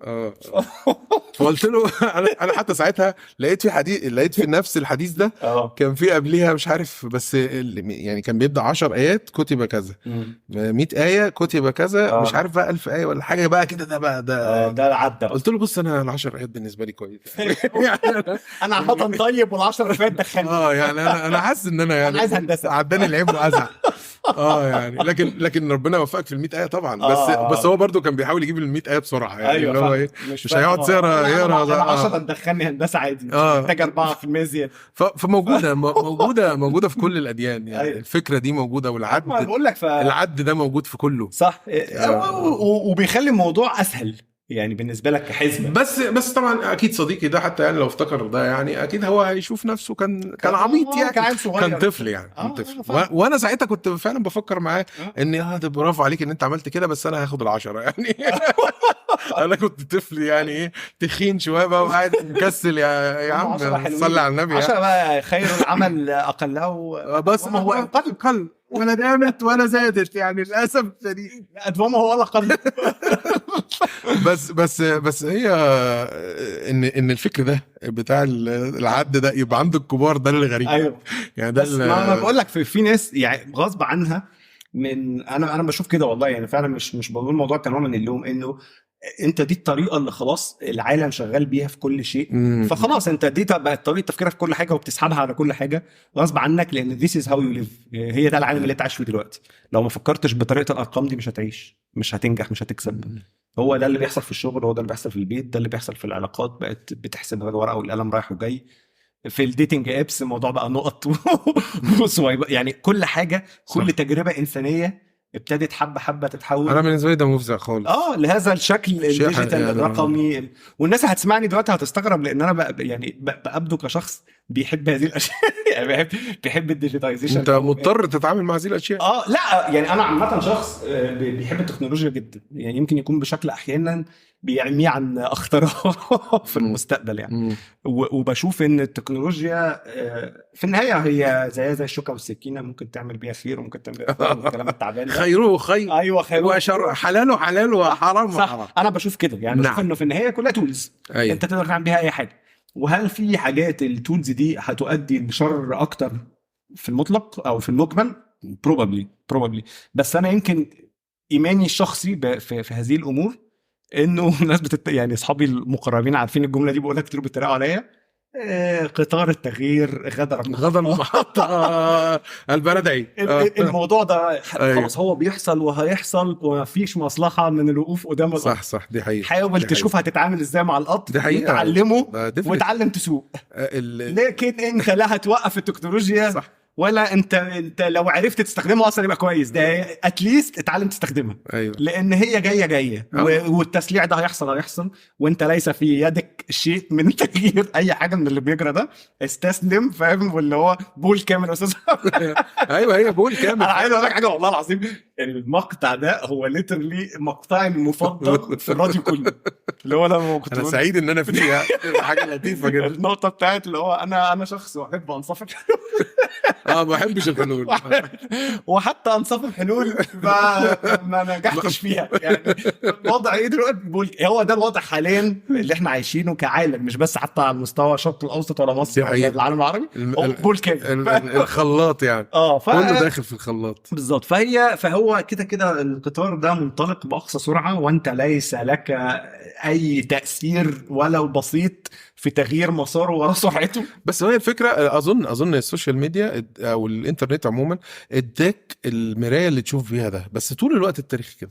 صح يعني بس بقيت عارف ان ده انت بقيت عارف ان ده بيحصل. بقيت عارف اللي انا مقتنع بيه بقى انه الفرق ما بين ناس وناس، ان في ناس هتعرف تتشعلق في القطر ده وتستخدمه غير لمصلحتها الشخصيه ممكن ده جزء وللخير عامه او لما يظنون انه خير. يعني صح. فانا مقتنع بده، ومقتنع انه اللي بيحصل ده كله، يعني الناس مثلا عماله تتكلم عن الاي اي ومش الاي اي والناس وهيقعدنا في البيت وهيجننا لا، هو من ناحيه ده مش هقول لك انه غلط ديفينتلي. اي عامه بيج تكنولوجيكال ادفانسمنت بيحصل بيعمل شيفت مرعب في سوق العمل، وفي شغلانات هتختفي وشغلانات هتظهر، وفي ناس هتبقى بتعمل حاجه هتضطر تعمل حاجه تانية، وفي ناس ليترلي هتقعد في البيت مش هتلاقي حاجه تعملها. لا ده تاني انيفيتابل. يعني انت لو قعدت تشتكي من الصبح من الاي اي يعني ده هيتغير، مش هيتغير. فهو الاي اي جاي مثلا يعني طبعا يعني فتعلمه بدل ما انت عمال تصيح لانك هتحتاجه. صح. وهو هيجي. بس على الجانب الاخر زي ما مثلا ظهور، يعني في الاول كان خوفي الشخصي من موضوع الاي اي ده انه المودلز الضخمه غير طبعا ان هي بقى متمرنه على الداتا بتاعتنا وكل القصص المتعلقه بالبرايفسي والسكيورتي وحقوق الانسان دي، ان هي في ايد 4-5 شركات. صح. فده في نوع من ال يعني الاحتكار الأسوأ من اللي احنا كنا متخيلينه من فيسبوك وجوجل. ولكن الحقيقه انه الاوبن سورس كوميونتي صح، دي حقيقه بقى قلب اللعبه تماما. صح، لان هو اثبت وليترلي استغل المودلز دي عشان يكريت اوبن سورس مودلز قويه كفايه اقوى بكتير من الكلوزد مودلز. لا اتليست قويه كفايه انها تنافس. هو هتفضل الكلوزد مودلز اقوى لان عندها ريسورسز اضخم. لكن المودلز الجديده اللي بتنزل في الاوبن سورس كوميونتي كتير منها يعني الجاب اللي ما بينهم وما بين الكلوزد مودلز عمال يضيق وعماله تبقى قريبه جدا من، وبعضها بقى حتى متاح للاستخدام الكوميرشال ببلاش. فدي يعني فانت من ناحيه كان في احتكار، بس الرد الانتي سيسيس جه من الناحيه الثانيه. ايوه طبعا، خلق ديموكراتيزيشن مرعب. بس في النهايه لو انت كل اللي بتعمله انك عمال تصيح مش هتشوف ده كله، ومش هتستغل ومش هتقتنص الفرصه. لان دلوقتي في فرص كبيره جدا لو انت ستيل ان ذا ايرلي دايز. رغم كل ده انت ستيل ان ذا ايرلي دايز. لو قفزت دلوقتي ففرصه الايدج مرعبه. لكن هتقعد بقى نصيح ويا ماما ونقعد بقى نتخانق ده ارت ولا مش ارت يا عم يعني انت هنقعد انا وانت نتخانق ارت ولا مش ارت، وهتيجي شركه تانية هتمشي واد وتجيب تول وخلصنا. تعمل فيلم انيميشن كامل هيكسر الدنيا بيه. وتقعد تقول لي بقى تول وما تقولش تمام. اتعلم يا حبيبي تستخدم التول بدل ما يجيب واحد تاني بيعرف. ما عندوش المعضله الاخلاقيه بتاعت اصل ده مش فن. واظن ده في حته كده عندنا شويه التشكك ده اللي هو بيسموه الميسانثروبي، اللي هو أيوه. عدم الايمان بالانسان عموما. اللي هو ايه، هم جايبين ده حرام. اكيد في حاجه. هم عملوا يا نهار قصه اكبر بالظبط. زي ال5G والشرايح والكلام ده، اللي هو بدام ما فيش حاجه هتيجي من الغرب هتسر القلب. مع ان انا شخصيا لو في شرايح انا عايز انا عايز شرايح. لكن هو فعلا ورجعنا تاني لنفس نقطة الإيمان بالبني آدم، الإيمان بالإنسان كفاعل. يعني هو كفاعل في المشهد. مش مشكلة لما الإنسان يفعل. يعني مش مشكلة لما الإنسان يتدخل. صح. واحترام الإنسان كقيمة مش معناه التقليل من قيمة القدرات الأكبر. طبعا يعني طبعا. والدخول أصلا يعني التفرقة دي تفرقة برضو غربية جدا. أيوة صح. الإنسان في مقابل الإله دي تفرقة غربية جدا. وتفرقة في الثقافة يعني وفي السينما وفي الأفكار وفي حاجات لكن هي إحنا طول عمرنا ثقافتنا الاتنين حاجة واحدة. صح. يعني بالعكس انت الفقير يا ايها الناس انتم الفقراء الى الله. أيوة. والله هو الغني الحميد. صح. ما عدا طبعا داعش، هم لا ربنا هو اللي فقير ليهم، وهم اللي بيدوا له بيبعتوا له عشان مهندسين برضه، هم برضه مهندسين، فهو حسابها قال لك لا ده الافي محنه، احنا لازم نتدخل دلوقتي ونبعت له ارواح. ايوه ونبعت له رقاب. لكن لا، احنا طول عمرنا ثقافتنا لا ولا يوجد اي يعني ما فيش تعارض بين ان انا ابقى فقير ومحتاج الى الله يعني وبين ان انا افعل ابقى فاعل في الحياه يعني. الصحوه بتاعت او اتليست يعني ده كان الجولدن ايدج بتاعتنا. كانت ناس بتاخد من الغرب بلا اي مشكله. ما فيش مشكله ان انت تاخد. وحتى كمان انا كنت بعرف في الهيستوري بتاع نظريه التطور، كان المشهور ان الريسبشن بتاعها في العالم الشرقي ما كان اقل حده من الكنيسه. يمكن لان ما وصلتش كويس لغايه دلوقتي، ما وصلتش. فالريسبشن بتاعها كان بيتحط كده السلام عليكم دي نظريه التطور، ماشي حطها على جنب يعني. لا وهو انا بصراحه اللي بيعصبني في القصص دي اكتر مش الرفض قد ما هو انت مش عارف ترفض ايه. يعني ترفض الموضوع من باب اللي هو انت بالنسبه لك التطور ايكوال الانسان اصله قرد. شكرا، خلينا نظريه التطور انتهت على كده. يلا ده كل نظريه التطور. سلام يابا. واللي هو انت ما ينفعش مثلا تقول والله انا مختلف مع الجزء ده من نظريه التطور مثلا. لا، هي كلها غلط. طب احنا عندنا هتقرا فيها يعني فكره النوانس عامه. بحب كلمه النوانس دي قوي. فكره انا مش عارف النوانس دي بتتقال ازاي بالعربي. اسمهاش كلمه مرادف عربي صح؟ النوانس دي لا اكيد ليها بس انا مش عارفه. ممكن كمل كده وانا النوانس اللي هو فكره انه يعني ان الموضوع كومبلكس، ان الموضوع فيه تفاصيل صغيره وان الموضوع مش حاجه واحده يمين وشمال، في مش لاقي هدور لها على. بس هي مرتبطه بالنسبه لي. جوجلت كده هل فيها ليها مرادف عربي؟ نونس هي انا اظن تو ارابيك فرق بسيط. لا مش مقصود فرق دقيق لا يكاد يدرك. هو ده المعنى. هو ده المعنى يعني حاجه ساتل ديفرنس يعني.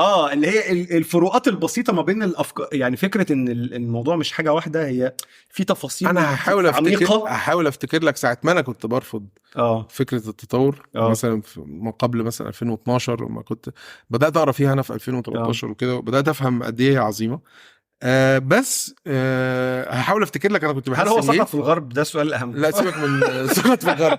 بس انا هحاول احط نفسي مكان نفسي في الوقت ده. لا انا كنت بحس ان انا ما عنديش خلق يابا. ايوه فاهم. يعني هي الفكره انت بتدخلني في تفاصيل انا مش عايز اخش فيها. طب ما تقول ما اعرفش وخلاص. بالظبط. يعني انا بحس هو ليه لازم يبقى لنا راي في كل حاجه؟ يعني الناس هي دي الفكره. او لو عايز يبقى ليك راي مش اقرا فيه بس شويه. بالظبط. اتليست هيبقى راي على حتى من وجهه نظر بوابه الموضوع هيبقى كويس. يعني صح. راي يتقال على بوابه التطور يا سيدي. انا على فكره عندي انتقادات شخصيه لنظريه التطور، ما عنديش مشكله. بس دي ليه؟ لان انا قرايتي فيها سطحيه. ايوه فاهم. فبقى عندي انتقادات مش مشكله يعني. طبعا اي حد مثلا دارس قرا اكتر هيقول لي انتقاداتك دي يا ابني، انتقاداتك دي سخيفه وهبله جدا وترد وخلاص يعني. بس ممكن مثلا يبقى عنده انتقادات تانية يا سيدي. فاهم قصدي؟ اعمق. ما هي دي النون. بس النوانس بالظبط. بس مش عارف والله. بس هلاقيها فعلا هي ترجمتها صعبه. هي ترجمه صعبه قوي. بس فانا بحس ان فكره اللي هو ما فيش مشكله يا عم تقول بص بصراحه انا ما اعرفش قوي عن الموضوع ده يعني ومش مهتم عادي مثلا. مش مجال اهتمام. يعني انا فاكر ان ساعات كانت تيجي ديسكشنز كده وتحس ان ساعات في حاجات انت اللي هو انت مطلوب منك تاخد موقف. انا مش مطلوب منك تاخد موقف عادي على فكره. اللي هو زي مثلا انت ايه رايك في ناس بتقول ان الحجاب مش فرض مثلا يعني. ما اعرفش هو كده سواء فرض او لا فهو مش عليا. انا بالنسبه لي مش مهتم. انا بالنسبه لي عمري ما هلبسه يعني. انا بالنسبه لي انا كده مش هلبسه. عارف لو فرض والله ما هلبسه. فانا مش مهتم يعني اذا كان في حاجات بتقول انه فرض او مش فرض. تمام يعني لو واحده مسلمه بنت ومحتاجه تعرف حاجه زي دي تروح تدور وتاخد موقف. انا مش مطلوب مني اخد موقف. او يجي يقول لي مثلا انت رايك ايه في الابورشن يعني بعيدا عن ان انا سنجل فكده ده مش اوبشن. تمام هو مش انا اللي ده انا مالي يعني قشطه. لو انا طرف في الموضوع ممكن نتناقش، لكن لو انا مش طرف في القصه يعني رايي في الابورشن في المطلق مش انا لا مع ولا ضد. ممكن يكون عندي رؤيه مبدئيه كده من بعيد ان لا ده يبدو كذا طبقا للي انا فاهمه. يبدو حلو بس انا ما قريتش. يبدو طيب. بس انا ما اعرفش حاجه قوي عن الموضوع ولا الستات بتعاني من ايه ولا. فانا ما عنديش راي في الموضوع لانه ببساطه يعني انا في النهايه لا الدنيا الوقت ضيق والعالم صعب وفي حاجات انا فعليا محتاج يبقى عندي موقف فيها فيفضل اقضي وقتي ومجهودي في ان افهمها عشان يبقى عندي موقف فيها. ايوه لكن دي حاجات والله الحجاب فرض او مش فرض، يعني كل بنت بقى تفكر وتشوف لنفسها، وشايفاه فرض تعمله، شايفاه مش فرض ما تعملوش، مش متدينه دي حاجه ترجع لها تماما. انا مش مطلوب مني يبقى عندي موقف من الحجاب فرض او مش فرض، هيفرق في يعني قلت دلوقتي لا على فكره بقى الحجاب مش فرض، ده مؤثر في ايه في الكون يعني. هو حاله مش مهم خالص حاله يعني حاله كده من ان انا بنقي الدبان اللي قصادي وابدا اتخانق معاه. بالظبط يعني هو حرفيا الموضوع ما يخصنيش ده طبعا ده جزء من الموضوع. وبيبقى انديكيشن، يعني انا لما بشوف حد مهتم بحاجات زي كده وبفتكر نفسي زمان وانا لا انا كنت بعمل كده، مش هنكر يعني، ده بتثير اهتمامي يعني. خناقات الاربعه بتوع السلفيه كنت بدخلها بتاعت اللحيه والاغاني كان اللحيه والاغاني والنقاب، والرابعه الشهيره ايه زكاه الفطر. يا نهار اسود اللي هي تطلعها صاع من قمح ولا طلعها في يا عيني، دي الاربع خناقات بتاعت السلفيه مشهور. بس انت كنت انجيجنج يعني. انا طبعا شفت الحاجات دي، بس انا طول عمري كنت عبيط يعني. حاولت اطول دقني والله بس فشلت تماما يعني. كان شكلي، كان اصحابي بيقولوا لي انت شكلك ميتال هيد اكتر من انت شكلك فقلت يعني واضح ان الموضوع مش ليا. المنظر بيبقى مهم جدا في هذا العالم يعني. خلاص انا كان شكلي بجد ميتال هيد مش واحد متدين يعني. يعني فكره الفهم الليترال ده، وفكره محاوله ان انا استغل السوشيال ميديا ده في ان انا لازم يبقى لي راي في كل شيء. انا يعني وفكره الاهتمام بالشأن العام ماشي عموما. انا بحس ان هي، عارف انت، ناس كانت قاعده في حالها يعني، فانت بعضهم عنده كونديشن ان اللون الاصفر بيستفزه. في بعض انواع الاوتيزم والحاجات دي أيوه. اللون الاصفر ممكن يعمل لهم استفزاز ومشاكل نيوروتيك يعني وحاجات زي كده. فالناس كانت قاعده وما شافتش لون اصفر وقاعدين كويس في الاوضه وكلهم كويسين. انت دخلت عليهم فجاه بعباءه صفراء كبيره. العباءه الصفراء دي لونها اصفر وفاقع جدا، فطبيعي الناس اللي عندها بتستفز من اللون الاصفر منهم هو بورشن هتتعصب جدا وهتخش معاك وهتتخانق السوشيال ميديا عملت كده. أيوة هي صح. في مجموعه من الناس قاعده بتشارك حياتها، بتشير بتاع الفكره البسيطه البدائيه اللي بدات، اللي هي مارك زوكربيرج وغيره. أيوة. بيدعوا انه ده بدايه السوشيال ميديا والهدف البدايه وده الهدف منها، ده الكونتكست بتاعها. واي حد بيطلع بره الكونتكست بيعمل لنا كولابس وبيعمل لنا مشكله. الناس دي كلها لما بدأت كده، فالناس دي قاعدة فجأة بقى عندنا بقينا في الصالون بتاع بعض بالظبط، بقينا شايفين دماغ بعض، وده أبشع. انت ماشي في الشارع شايف شكل الناس، شايف لبس الناس. لا السوشيال ميديا بتبقى شايف افكار الناس شايف افكار الناس. فبالنسبه لي الافكار دي مش عجباني. مين بقى من الناس اللي فجأة افكار الاخرين بتشكل لهم تهديد وبتخوفهم؟ مين دول بقى اللي بيتأثروا بالأصفر في النفوس. دول ناس أيوة. مكانها الحقيقي ان هي تعالج نفسها. مش ما اقصدش اقول مرضى بشكل اللي هو قصف الجبهه يعني. أيوة. تماريض يلا وروح، لا بس اقصد اقول ان فعلا حرفيا لا يوجد ما يمنع ان انا بعيش في عالم صح. حواليا فيه مثلا ناس بتعادي ديني، بتكرهه، بتحبه، عندها افكار مجنونه، عندها افكار خرافيه، عندها مش عارف. دي فاكت بدائيه قوي وبسيطه قوي، وناس كتير قوي عايشه بيها. صح. يعني انت مشكلتك ليه مع هذه الفاكت اللي هي فاكت محوريه جدا وحقيقيه جدا وواقعيه جدا؟ مشكلتك ليه معاها؟ هنا لينا وقفه، لان اللون الاصفر في حد ذاته مش خطر. صح. في ايه؟ صح. عايزين نشوف في ايه بقى في المخ، في ايه في فكرتني بمقوله لواحد من الكوميديانات اللي انا بحبهم، ريكي جيرفيز. كنتش بحبه زمان الصراحه بس بقيت بحبه لانه هو مستفز جدا يعني. انا في الاول مش اي حد يحبه يعني. كان في الاول بالنسبه لي مستفز بزياده طبعا. كنت بشوفه اوفنسيف جدا، وبعد كده باي تايم ابتديت احب استفزازه دوت اصلا. ايوه.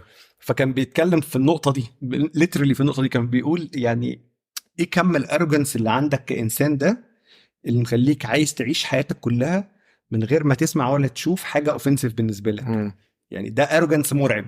انت مين علشان تمضي حياتك كاملة من غير ما تقابل حاجات اوفنسيف ليك سواء شفتها او سمعتها؟ صح. وعايز ترفضها وتمحيها من الكون. انت ده ايجو مرعب، مش عارف انت جايبه منين. العالم واسوأ حاجه اوسخ يعني اوسخ، انا كنت عايز اقول اوسخ حاجه. قول عادي، احنا هنا بس بيجي 60 خالص عادي. ماشي، يعني اوسخ حاجه بصراحه حاجه يعني وسخه قوي، ان ده يبقى كل يعني الغضب ده يبقى جاي من منطقه الايجو، فاهم يعني؟ ايوه طبعا يعني طبعا صح. وتدي له كفر بقى ديني، تدي له كفر. انا بحس ان هو بيبقى، بص انا بشوفه بصراحه شخصيا ليه يعني، من تجربتي الشخصيه، يعني من الناس اللي انا اعرفها على المستوى الشخصي، بحس ان هي فيها حاجتين. في جزء منه ديفينتلي ليه علاقه بالايجو، بس في جزء نفسي ديفنسيف، خايف بشده من الاخر بشكل عام. وسواء نتيجه جهله بالاخر ده، فهو احنا كبشر بنخاف ما نجهل، وبنشوف الاخر ده ممكن يكون شيء مرعب، وممكن يكون عندنا بقى assumptions وكليشيهات جايه من مصادر مختلفه، عن سواء بطريقه ربنا بيها او افلام شفناها او whatever، عن ان الاخر ده يبدو بشكل معين او عايز يعمل شيء معين.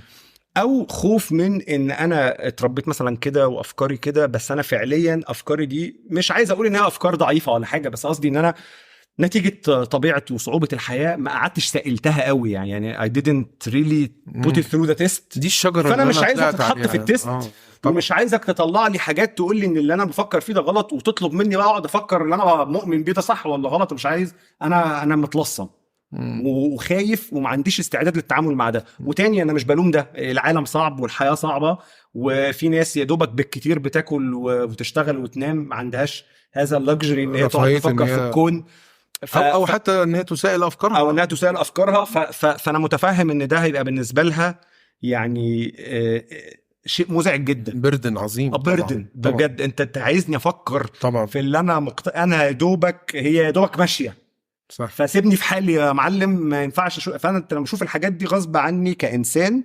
بجد تريجرد ان انا ابعد، روح هناك او موت، علشان ما اسمعش ولا اشوف الكلام ده، علشان انا عايز افضل في حالي كده. فانا بحس ان الحتتين دول، الخوف من الاخر سواء بسبب الجهل بيه او بسبب الخوف من مساءله مبادئي او افكاري او حاجتي الشخصيه، هو الاغلب الاعم في نقطه انه لما الدنيا بقى فتحت على بعضها فجاه، كله خاف، خاصه الاجيال بقى الاقدم الاكبر في السن، اللي طبعا هي عاشت حياتها كلها عندها مصدر او مصدرين للمعلومات بالكتير المسموح بيه. ففجأة اكتشفوا ان الهارموني اللي بتتقال لهم عن المجتمع اللي عايشين فيه والافكار والعالم والمصادر، فجأة بقى بيسمع بدل المصدر 100 مصدر بيقول 100 حاجة مختلفة، وهو مش فاهم يصدق ايه، او يصدقهم كلهم ويكتشف ان ويظن العالم مكان مرعب من كتر ما بيسمع حاجات. وبتلاقي دايما القصة بتاعت اهالينا اللي هي يشوف بوست على فيسبوك ويجي يقول لك يا ابني ده هيحصل كذا، ده حصل كذا، الاندومي يا ابني الاندومي ومش عارف ايه، لان ما انت مش متعود تفلتر الداتا، مش هيعرف، انت متعود ان هو في مصدر والمصدر ده صح. لا انا بحب الناس اللي هي بدل ما جاش في نشر التسعة يبقى مش حاجه. ايوه بالظبط، انا بحب الناس دي، الناس القديمه. أيوة. هي اختارت مصدر، ونشر التسعة مصدر عظيم والله انا موافق عليه، يعني وحقيقي ده مرجعنا الحالي في مصر، نشر التسعة مش مصدر سيء حقيقي. يعني انا والدي كده، وحاسس انه عايش حياه هادئه جدا وجميله جدا. ولعلمك بقى كناس شغاله في الكرييتيف غصب عننا، مثلا يعني كنت بقابل ده لما بنشتغل على ادز، ما زال رغم انه اغلى ورغم انه اسخف في حاجات كتير، اكبر مصدر للثقه انك تعمل اعلان في التلفزيون. الحاجه اتشافت في التلفزيون يبقى دي حقيقيه، صح. لو انت شفت الاعلان اونلاين ممكن تكون دي شركه مضروبه عادي حراميه، لكن طالما الاعلان ده نزل في التلفزيون يبقى الشركه دي بجد. كريديبيلتي طبعا، سبيشالي في الحاجات الديجيتال اللي هي بالنسبه للجيل الكبير طبعا دي مالوش مكتب، يعني مالوش مكتب، مفيش نمره تليفون نكلمها، مفيش مقر نروحه، فيبقى طالما عمل اعلان في التلفزيون يبقى ده معانا ممكن نتعامل معاه يعني. والله يعني انا بحب الكريتيريز البسيطه اللي بتريح صاحبها. صح. يعني انا ابويا لو جت في نشره 6 وما جاتش في نشره 9 يبقى مش حقيقيه يعني، مع انها كانت موجوده في نشره 6. بس حقيقي هو الانسان عايز ايه اكتر من كده، في ان هو يعني يريح دماغه يعني، ونكمل المعلومات اللي اتحشت بينا. وانا حتى دايما بقول لاصدقائي يعني، وبقول لهم احنا جيل بيتجرب عليه حاجه مرعبه، ده حقيقي. ممكن بعد كده بعد 100 سنه مثلا علماء الاجتماع يدرسونا وكده وبعدين يقولوا ازاي الناس دي تعرضت لهذا الكم من المعلومات والمعرفه الهجوم المعلوماتي مثلا. ايوه. وممكن في المستقبل تلاقي الدول بتدرس هي هتفلتر ازاي صح الداتا اللي بتخش لها الداتا اللي بتخش لها والمجال العام المعلوماتي ده هنفلتره ازاي، زي الصين ما بتعمل دلوقتي يعني ماشي يعني زي ما الصين ما ليها السوشيال ميديا بتاعتها وليها أيوة الابلكيشنز بتاعتها جزء من وسائل التحكم ممكن بعد كده الدول تعمل ده او صح. حتى البشر يعملوه كنوع من انواع. انا شخصيا مقتنع ان يعني مش عايز اقعد اقول لك الغرب والشرق وكده عشان بحس ان انا في برنامج يعني اي جي بلس اللي هو انه هو مش ما بيعملوش يعني امريكا واوروبا ما هو بيعملوا الكلام ده عادي هو بس بيعملوه بصنعه لطافه شويه يعني في النهايه ما انت بتشوف على فيسبوك اللي انت عايز تشوفه مش كل حاجه وتويتر يعني السوشيال ميديا ما انت في النهايه جوه بابل برضه صح هي بس كل ما فيها ان البابل دي في النهايه هو مش قايل لك ان هو فرضها عليك هو فرضها عليك في الرايق احنا مش تاخد بالك احنا مش في الدارك ويب احنا في في السيرفيس ويب ولا اسمها ايه صح. يعني انت من اول لحظه اتعمل ريجوليشن من اول لحظه اتعمل ريجوليشن فاللي احنا فيه ده الريجوليتد فيرجن تخيل ده الريجوليتد كم الانفتاح ده هو ده الريجوليتد فيرجن من العالم يعني اللي جاي بعدنا كمان مرعب بقى في القصه دي يعني انا في حاجه لاحظتها انا كنت اتمنى ان ابقى زيهم انا صراحه شفت الحاجات دي فيرست هاند نفسي ابقى مراهق كويتنس بحس ده مثلا يعني اعظم اوقات المراهقه يعني مثلا الاوقات اللي عدت فيها مصر فتره الثوره وما بعدها كنت اتمنى اشوفها ويتنس في سن صغير وعيه بتشكل مش ان ابقى راجل كبير بطلت فيها او لا ومش بس بقى كده بتفاعل معاه بشكل فجاه كده في بتاع 7-8 سنين راحوا وصحيت فجاه بتشوف هنعمل ايه بقى يعني دخلت في الليله دي وما خدتش بالك بقى من العمر اللي بيضيع والعشرينات اللي بتروح دي وفجاه صحيت كده على ال30 اكتشفت ان كل ده كان يعني خبره جميله بس خدت معاها العشرينات كلها وفي ال30 كده هنبتدي نشوف احنا هنعمل ايه. ايوه يعني انا شخصيا بعتبر حتى حياتي العمليه بدات في 27 يعني كل ما قبلها ده كان ده طبعا اكيد ليه تاثير وكل حاجه بس قصدي كومبيرد يعني حياتي العمليه الحاليه فعليا بدات في 27 سنه وانا عندي 27 سنه كل اللي قبلها دوت مش جزء من حياتي العمليه كشغل يعني حاليا طب ست صغير يا نور انت الله يكرمك انت زي الفل لا انا شكلي كيوت بس انا مش صغير انا لسه هتعمل 36 من اسبوعين طب حلو اسبوعين من اسبوعين كده طب عايش اقول لك صمت طيب صحيح صمت طيب انا اسف اصل يعني في اواخر الترتيبات بتبقى مؤلمه خلاص لا انا لسه مش في اواخر ما انا كده عديت 35 تاني انا اسف صح بعد 35 انت في الاواخر أيوه. بس يعني فورتيز على فكره بجد اقول لك حاجه يعني هي تبدو يعني مش عبيطه بس ودي من الحاجات اللي بحبها لو انك تسمع جمله اعتباطيه كده فجاه تحس ان في بارادايم شيفت حصل في دماغك تحس ان مخك فكر في حاجه تانية فجاه.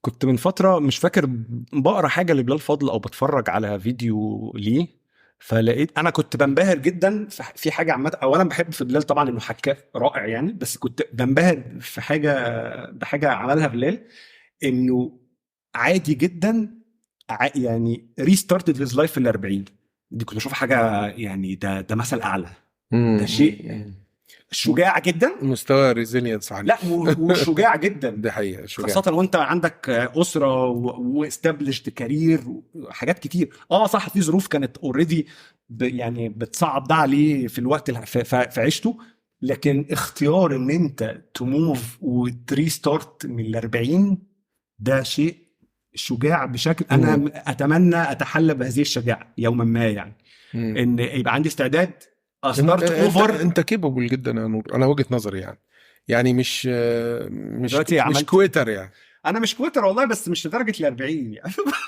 لا اتمنى والله هبقى سعيد يعني لو قدرت اعمل ده. انا يعني الله يخليك انا مبسوط والله ان انت بتمدحني في البودكاست بتاعتي ده شيء لا انت شخص يعني انا كنت متابعك من زمان يعني من قبل ما اتعرف عليك يعني انا معجب جدا بالترافل بلوجز بتاعتك والحاجات دي كان نفسي اكمل انا كنت عملت كان بالنسبه لي ان انت شخص يعني هنشوفك فين بقى وانت عمال تنطلق في العالم بعد ايه بقى بتسافر اوروبا ب20 جنيه و25 جنيه فكره انا ممكن لغايه دلوقتي يا سيدي بعتبره الرهان اللي براهن عليه اي حد حلو ده ممكن ابقى اعملها في كل حلقه. تفتكر ارخص تذكره سافرت بيها كانت بكام من مصر؟ هقول لك التذكره دي كانت من مصر لايطاليا لسه والله واحد صاحبي كنت معاه النهارده عمال يوريني تذاكر باسعار يعني 300 جنيه و400 جنيه يا نهار اسود، كانت من الغردقه انا ما صدقتش لميلان. اه وده على فكره يعني طبعا قبل التعويم، بس يعني مش من زمان قوي الكلام ده، مثلا 2014. لا ده أو لسه 2015. موريني النهارده تذاكر ب 400 جنيه في على فكره، بس والله. هتحجزها في شهر انترنال بس 2. في اوروبا، هي انترنال في اوروبا. لا جوه بس- اوروبا ده بس- موضوع تاني خالص بقى. اه موضوع تاني طب خالص. ما بقى جوه اوروبا ايه يعني وصلت لكام؟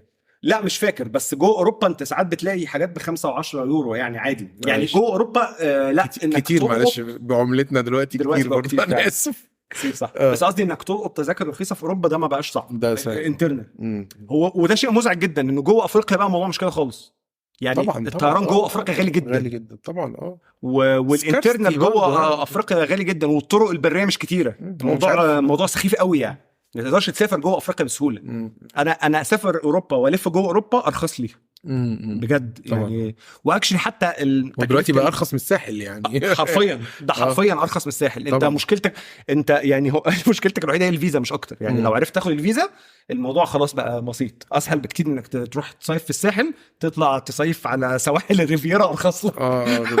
طبعا بجد يعني فاهم. وتروح على بابليك بيتش ببلاش يعني مش محتاج حتى تدفع فلوس. أيوة. والله انا رحت من سنتين على الشط بابليك بيتش في ملقا، حاجه في قمه الحلاوه يعني، وببلاش ما دفعتش جنيه يعني جايب معايا بس ايه فاهم والله فوطه وبتاع وشبشب. طب ما رجعتش ليه بعروسه مثلا ولا حاجه؟ يعني لا انا ارجع ليه بعروسه؟ طب ما افضل بعروسه والله يعني خلاص بقى عشان اصل الراجل المصري اسمع ان الراجل طبعا. المصري طبعا ده انت بتتكلم في ايه؟ جاذبيه رهيبه هناك. هي المشكله ان انت بقى شكلك مش راجل مصري ولا حاجه يعني. انت هتروح هناك تبقى اسباني خميس عادي يعني؟ خالص. لا وانا برضو يعني شكلك اسباني صح، عادي. انت رايح اسباني عادي خالص اسباني لعوب كده. دي مشكله يعني. انت مثلا محتاج تروح عشان موضوع جو قوه الرجل المصري دي، يا تنزل افريقيا تحت طبعا للاسف نتيجه وايت جاي بقى انت جاي البياض يعزوا قوي الرجل الابيض. ايوه يا طبعا. تروح شرق اسيا يعني تروح بعيد قوي تروح شرق اسيا برضو بالنسبه لهم الاجانب دي حاجه فشيخه جدا. ايوه يا تطلع الكاريبي. يا سلام انت في الكاريبي برضو لكن هتروح حوالينا كده حوض البحر المتوسط لا ما حدش في منك كتير يابا، في منك كتير. وللاسف بقى انا بحب بتوع حوض البحر المتوسط فمش عارف اعمل ايه في الموضوع. بس الكاريبي حلو بس هو بعيد شويه. لو عرفت اروح الكاريبي اروح الكاريبي الصراحه. تطلع جامايكا كده فاهم، بربادوس والله يعني ستارت لطيفه يا نور، انا اشجعك عليها بصراحه. يعني هجربها. يعني انت يو هاف نوت ا لوت تو لوز لو عملت انت خسران ايه؟ خسران ايه؟ ما انت متنيل على بحب الفيديو ده قوي والله. شيء مرعب ان الراجل ده يوقع يعني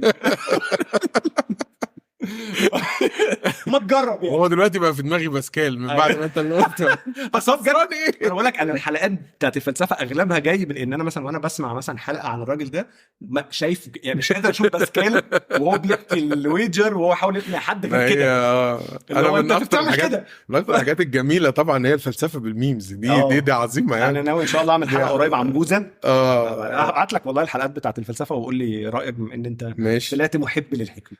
انا بحب جدا يعني الحكمه ضلت المؤمن فعلا. صح دي حقيقه. واطلبوا العلم ولو في الصين، مع ان يقال يعني ده موضوع بس هو كان في الصين وقتها بتهيألي ما كانش في صين اصلا ولا ايه؟ مش عارف انا مش عارف بس يعني من الناس اللي انت ما قلتهمش كونفوشيوس، ما اعرفش انت الكونفوشيوس يا نهار. الكونفوشيوس الحقيقي والاثنين الاثنين مهمين. انا برضو عجبت بيه لما قريت. الكونفوشيوس ده اقرب لك فعلا مني. ايوه بالظبط الراجل كونسيرفاتيف برضو بيحب العادات والتقاليد جدا. ايوه هو دي.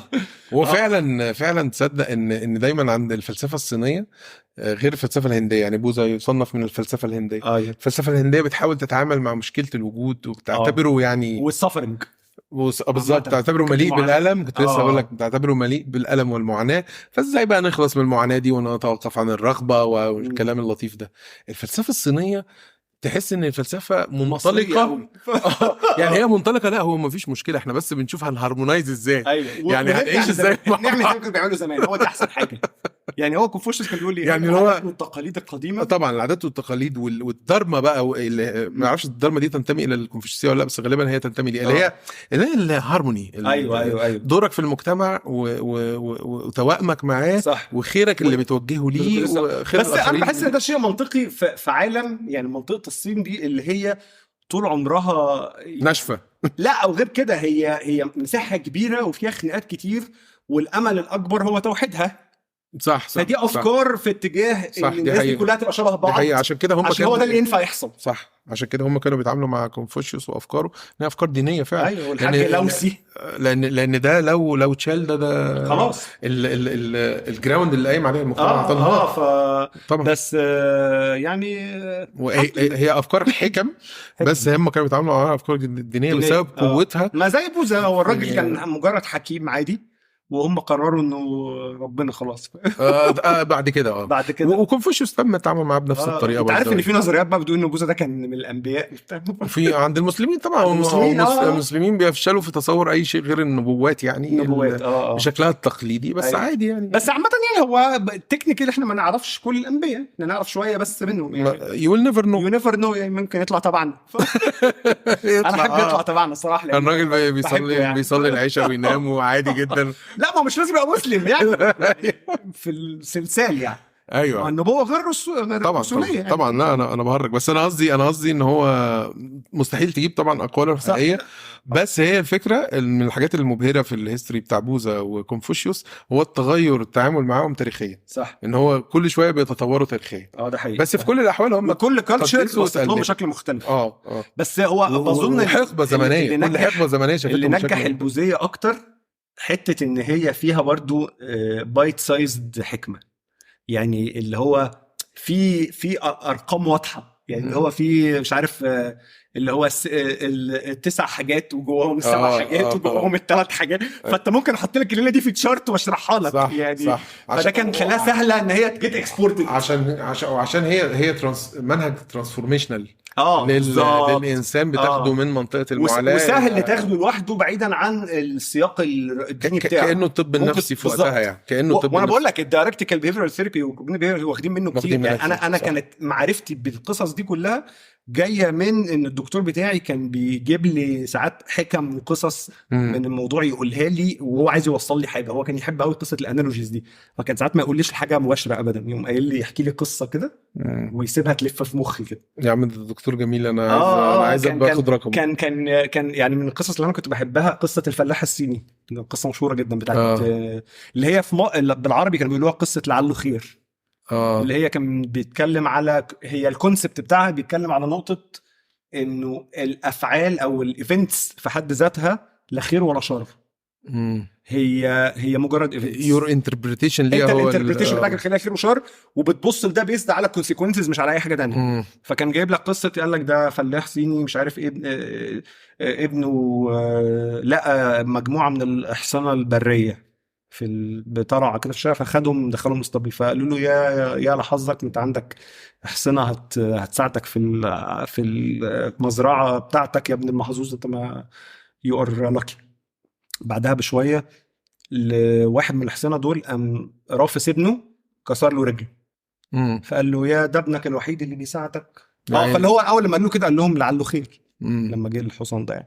فقام الواحد من الاحصنه دول والولد بيحاول يروضه رفسه وكسر رجله، فالناس قالوا له ده انت بائس جدا وحظك وحش، ده ابنك الوحيد اللي بيساعدك مش عارف ايه. فقال لهم والله لعله خير. فقام وقتها كان وقت حرب، فجم الناس عشان تاخد الشباب بتوع المدينه بتوع القريه عشان يجندوه، فسابوا ابنه لان رجله مكسوره مش هيعملوا بيه حاجه. يا ابن المحظوظه ده انت ابنك خد اعفى يا ابن المحظوظه ده انت ابنك الوحيد يا وهي القصه بقى فكرتها هي مش مالهاش نهايه. هي انت بتفضل تقول كده لغايه ما اللي قدامك يفهم القصه، انه ممكن الايفنت في حد ذاته لا خير ولا شر، انت بصيت لها ككونسيكونس وقررت ده خير او ده شر بناء على انت استفدت ولا خسرت من اللي جرى. حكمه عظيمه. لكن انت محتاج وكان ليها بقى بعد كده النسخه الكوندنسد الذكيه، اما حكيم او يعني منتور بوذي بيقول لتلميذه الحصان ساله، يعني الحصان التلميذ بيسال الاستاذ يعني الحصان المخطط الزيبرا هو ابيض مخطط اسود ولا اسود مخطط ابيض؟ فقال له مش هتفلح يعني. هو ده السبب انت بتسقط يعني. هو ده السبب اللي انا كنت بتشوف كتاب الوزاره بيقول ايه. فقال له هو شفاف، احنا هنا ابيض واسود عشان نعرف نشوف. الله. شفت انت تقعد بقى تسرح كده شويه وبعدين تربط الفكره. ايه بقى؟ انه هو دي الايفنتس انت اللي بتدهن اللون عشان تعرف تشوف. ان هو مش هي مش حاجه، مش مهم. هو مش حاجه، مم. هو انت اللي مختار تشوفه ابيض او مختار تشوفه انت اللي مش مختار. هتفرق هو ابيض مخطط اسمه بس مخطط ابيض. في النسخه الاسلاميه بتاعت قصه الخضر اظن. بالظبط، ما انا بقول لك هي الفكره كل شويه تلاقي باراليلز، تلاقي باراليل. بس طبعا قصه الخضر دي صعب يعني، بجد قصه صعبه يعني، بقعد افكر فيها. ما هي عشان صعبة جداً. قصه الخضر بتانتروديوس بقى العامل الالهي. لا وفيها حاجات زي هي القتل يعني، فيها قتل وفيها صعبة جدا. فيها حاجات كده، بس هي فكره ان انت شايف حاجه ايوه صح، ومن وراء الامور بتعمل الحكمه. صح وفي نفس الوقت انت مش قادر تلوم عشان كده انا على رفضه يعني، شايف واحد بيقتل واحد صح يعني صح. ما انت هتقول له ايه يعني، هو ايه اللي لم دي تستطع حقيقة. معايا صبرا، انت شايفك بتموت واحد يا عم يعني مش حاجه سهله يعني. ما هي التصالح بقى مع آه. التصالح مع الابزرديتي ايوه بتاع الحياه ده اللي بيريح، صح ان هو يقول لك انا عارف ان هي ابزرد. ايوه لدرجه ان النبي نفسه اللي هو موسى مش عارف. كان مستنكر. ايوه بالظبط، فكره بس- انك تاكسبت ان الاحداث او الايفنتس اللي بتحصل التصالح ده مريح. بس عارف ان هو ما حللكش باي ذا واي مشكله لا خالص. الابزرديتي، يعني هو ما قالكش بقى بص بقى لا هو مشكله الابزرديتي مش هتتحل، صح. ولكن التصالح مع ان هي ابزرد ومعروف خلاص يعني هو ده مطمئن. الفكره القصه بتاعت لعله خير هي نفس القصه، بس هي ما فيهاش العامل الالهي، لان ما فيهاش العامل الالهي، ما فيهاش الحكمه بقى اللي هي وراء الامور. هي فيها نقطه انك بس هي فعلا تحس هي قصه حكيمه جدا، اللي طالعه من هذه المنطقه بدون العامل الالهي اللي هو فعلا ما كانش موجود في الثقافه دي. فبس هي في كل الاحوال بتقول لك ده يظل يور انتربريتيشن. صح، انت محتاج تاكسبت اللي بيجرى وتتعامل معاه وخلاص، ولازم تتعامل معاه. بالنسبه للمسلم او للمتدين، بالنسبه للمؤمن صح، الموضوع في خطوه قدام اكتر بالزبط. انك بالعكس تثق بقى في الحكمه ما ورائيه اكبر يعني. وفي انه خير وان امر المؤمن كله خير بالظبط كده. ان في النهايه لان هو بينتدروس الاله كغيب وراء كل ما يجري من احداث. صح. فانت لو قلت ان امر مسلم كله يعني هي صح، هي نفس القصه بالظبط، بس زياده عليها بقى فكره لا ده انت مش بس كمان في حكمه بالغه بقى، ده في حكمه وانت محتاج تاكسبت الحكمه دي. وهي يمكن القصه الشبيهه بيها قصه سيدنا بس هي سرعه البحث بقى عن الحكمه دي المشكله يعني. انت هي هتفضل بقى ايه بقى لا مش تدور عليها، عشان انا قلت لعله خير هو ما جاش، مش تدور على الحكمه يعني بالضبط. انت هي الفكره في انك تاكسبت. عشان كده القصه اللي هي بتاعت لعله خير الاصليه هي يعني انا بشوفها ايه هيومن اكتر، طالعه من قلب الهيومانيتي كده. ايوه هو ان هو بيوريك انا لا املك غير الاكسبت. ايوه بالظبط. هي القصه بقى الاسلاميه او المؤمنه قصه سوذنج اكتر، رحيمه صح. اكتر، لان صح. هي بتقول لك ماشي هو انت لا تملك فعلا غير ان انت تاكسبت، بس تكون واثق ان وراء هذا رحمه مثلا، او وراء هذا حكمه. مش بلاش دي عشان مش حلوه، بس يعني قصدي ان هو يعني ده مش يعني مش ابسورد، يعني هي قصه سوذنج يعني قصه مهدئه اكتر. لكن القصه الثانيه الناشفه دي قصه يعني انسانيه اكتر. هي قصه براكتيكال اكتر، يعني تقدر تتعامل فيها مع الحياه بغض النظر عن ايمانك. يعني هو انت فعلا محتاج تتقبل في كل الاحوال. ايوه وهي عامه دي مأساة الانسان المعاصر. دي حقيقه احنا ما نعرفش ايه اللي دخلنا مأساة الانسان المعاصر. ايوه قصدي ان هو عامه انه الكالتشر اللي احنا عايشينها هي كالتشر بشكل عام بغض النظر عن الديانه نفسها بتقول انه العالم بلا معنى، وان هي كوره سوداء ماشيه بلا عتمه ماشيه في الفضاء ماشيه والله اعلم رايحه فين وبتعمل ايه وهتتمدد لغايه امتى لغايه ما هتنفجر ولا هيحصل لها ايه، ومفيش اي حاجه ليها اي معنى ومفيش ايفنتس ومفيش اي وانت هيوم انت غرقت مع هيوم وانت بقى محتاج تتعلم ازاي تاكسبت كل ده وتكيب جوينج. ومش بس كيب جوينج وتودي عيالك مدرسه انترناشونال وتبروفايد فاليو. ايوه وتودي عيالك مدرسه انترناشونال وتتعامل مع وتدفع مصاريف وتجيب سبلايز. انت احنا باك تو سكول دلوقتي. انا لسه دافعين السبلايز والحاجات اللطيفه. يعني محتاج تعمل كل حلقه ثانيه دي. دي حلقه بقى ايه، حلقه الباك تو سكول دي حلقه ثانيه خالص. ايوه نجيب مجموعه ابهات كده بس والله يعني هو السمول توك ده انا مش احسن واحد يكلمك فيه. يعني هاتني دايما لما يبقى فيه وجوديات ارجوك يعني هاتني في نعمل بانل وجودات. بانل وجودات لطيفه كده. انا ايوه والله نفكر فيها. طب يعني كلمه لجمهور البرنامج. احنا كل ده ما قلناش كلمه للجمهور، احنا رغينا في ساعه ثانيه. انا بحب الجيل الجديد. انا بحب الجيل جين زي في القلب، وكنت اتمنى ان انا جين زي في القلب. كنت اتمنى ان انا اشهد العالم من منطقتهم اللي هم شاهدوا بيها. اتفق.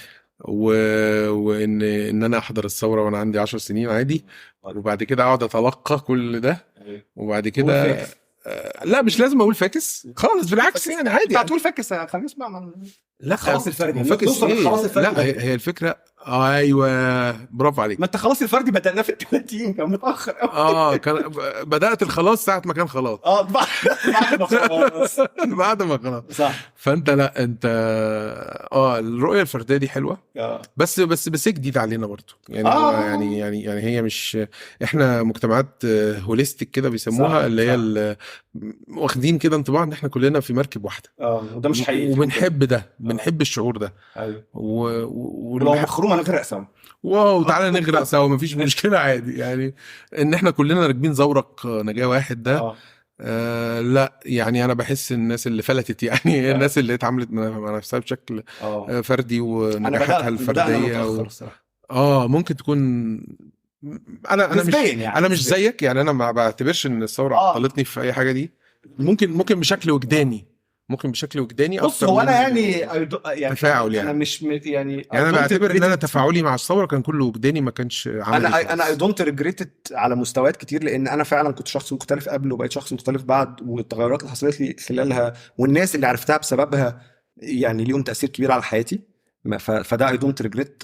بس هو انا الفكره ان انا زي ما قلت لك انا تربيتي كنت متربي في الخليج وما رجعت مصر كان ده مش بلاند يعني كان حصلت ظروف واضطرينا نرجع فانا ما كنتش عايز ارجع مش كراهيه في مصر ولا حبا في الخليج قد وانا خلاص انت ما تعرفهاش ده بيتي بالنسبه لك فانا مش عايز ارجع وراجع ورجعت على مدرسه حكومه وانا كنت هناك في مدارس انترناشونال وبتاع فكنت محتقر البيئه اللي فيها ومحتقر يعني وبتاع يعني ان الظروف كانت صعبه خدت سنه وشويه على ما كونت صداقات مش علشان كان صعب عشان محتقر العيال اللي معايا مش بطيقهم.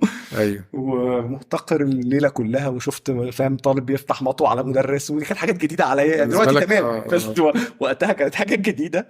وهندسه عين شمس طبعا كان انت عارف يعني تجربه سجن جميله تجربه مؤلمه تجربه يعني تروماتايزنج رائعه. فانا كان طول عمري في دماغي من ساعه ما جيت في مصر انا هخلص دراسه وارجع تاني لغايه ما قامت الثورة وقلت بقى وطني قتلني فيها وجوع حتى لو كان كسلك وقلت بقى ابني البلد ابني بلدين 3 كده ورايا وكنت عيل عبيط جدا ومعلوماتي عن يعني رغم ان طول عمري عندي اهتمام شديد بالقرايه يعني بالثقافه والقرايه بس انخراطي في الشأن العام كان محدود فكنتش اعرف حاجه فعلا يعني كان معلوماتي محدوده حتى طول يعني اللي يشوف انا كنت مكتوب وقت الثوره كنت بكتب كلام متخلف عقليا يعني بتاع اللي هو وكل لو انا فاكر لما بعد الثوره عظيم 11 فبراير لما الجيش بقى طلع وكتب اللي هو احنا مش بديل عن الديمقراطيه كنت شكرا الحمد لله انا صدقتك كده خلاص عبيط بقى عبيط مش فاهم حاجه لا بس معلش انا اسف هو الجيش مش بديل عن الديمقراطيه ما هو مش بديل هو الديمقراطيه جيب الديمقراطيه بالظبط معلش ما تقرفنيش ما تديناش في ده انا عندي فنمسح الاكونت شيلها لا يا عم لا خليها مفيش مشكله انا بقول اللي في قلبي انا بقول اللي في قلبي ماشي. فاللي حصل ان انا مرحله يعني بص دي الانتي سيسيس ان شاء الله السينسيسيس احنا مش عارف الحقها ولا ايه مش مهم نلحقها شايف كميه الادويه اللي عندي انا مش عارف الحقها يا عم مش مهم نلحقها انا اظن يعني ان السينسيسيس دي ينتظرها الطيب والفاجر ماشي كل الناس منتظرها يعني الاخره مش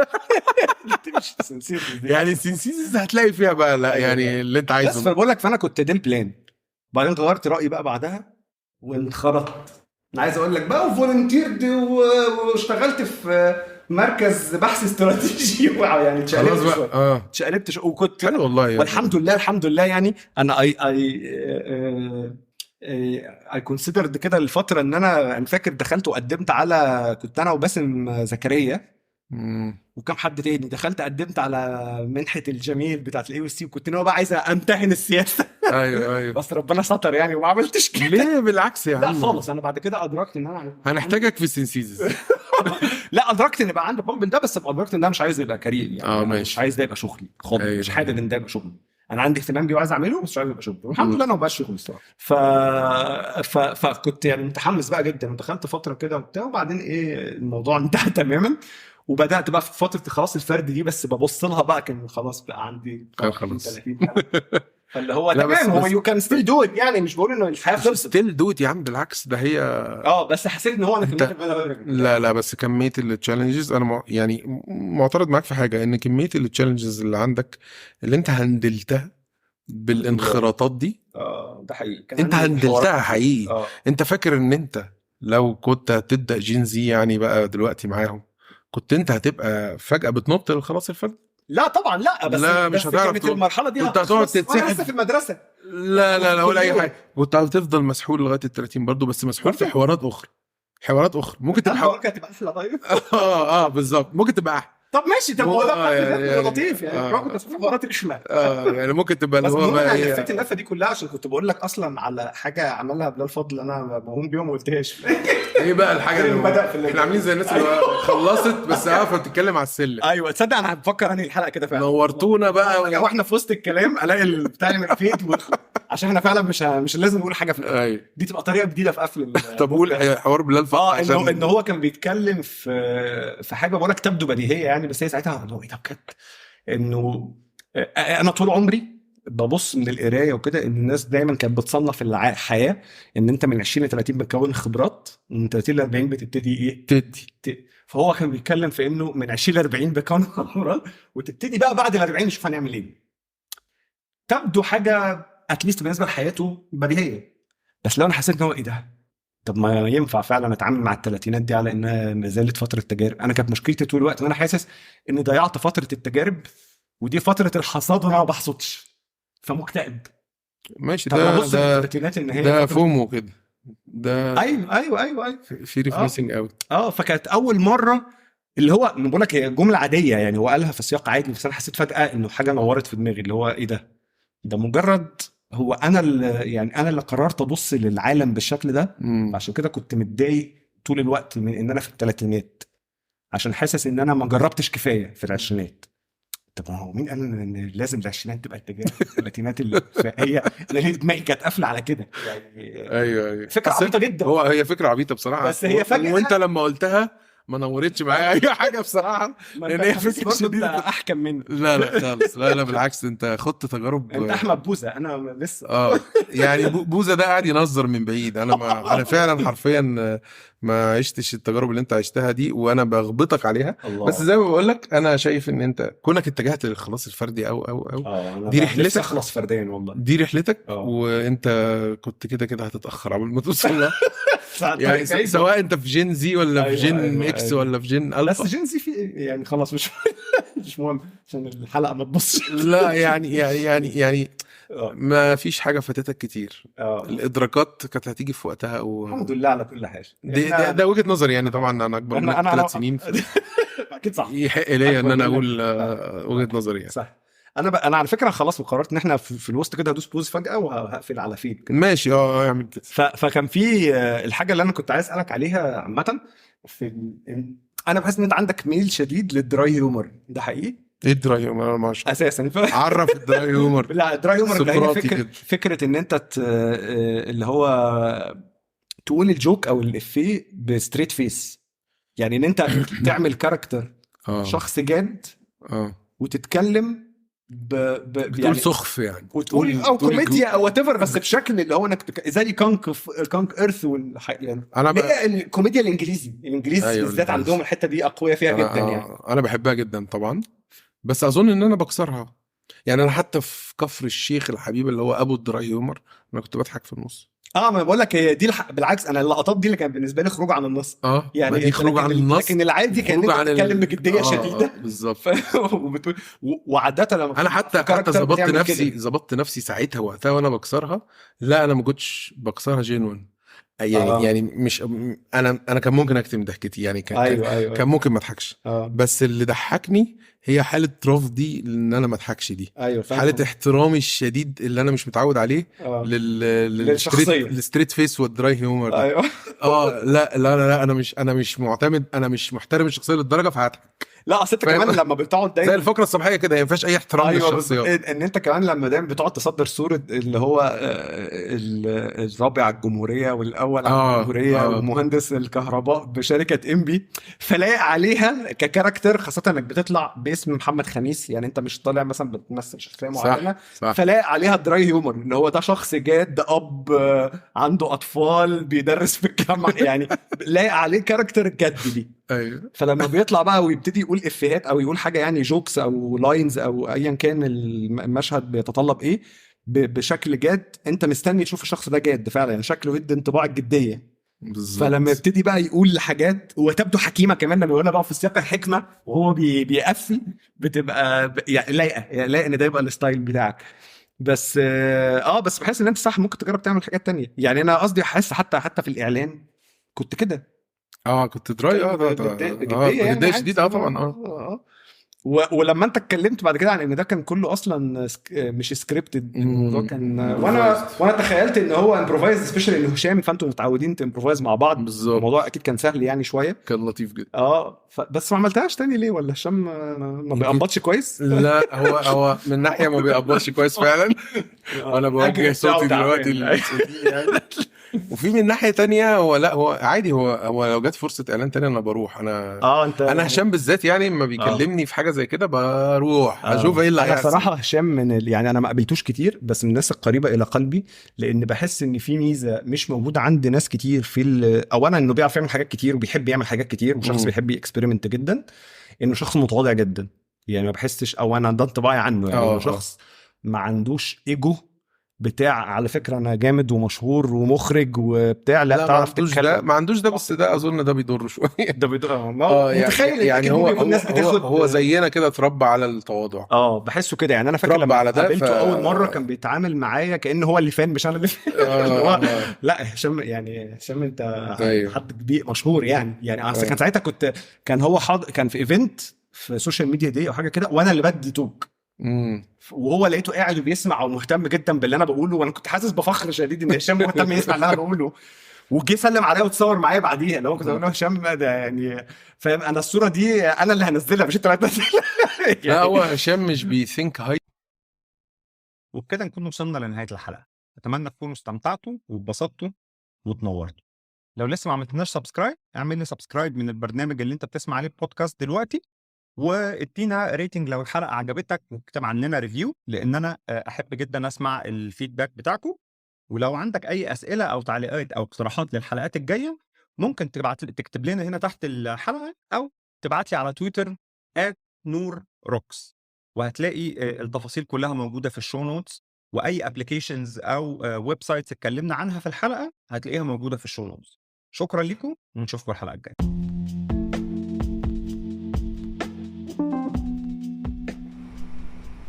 دي بقية الدسكشن بيني وبين المستر محمد خميس. لو ما كنتش سمعت، يعني ده الجزء الثاني من الانترفيو، لو ما كنتش سمعت الجزء الاول انصحك ترجع تسمعه الاول، لان ده بقية الحوار اللي دار ما بيننا، لانه كان طويل وممتع، فشفت ان انا اقسمه على حلقتين. فلو ما سمعتش الجزء الاول ارجع اسمعه، لو سمعت الجزء الاول يبقى you are in luck. كمل هذا الحوار، اتمنى تنبسط وتستمتع. جاهز؟ يلا بينا.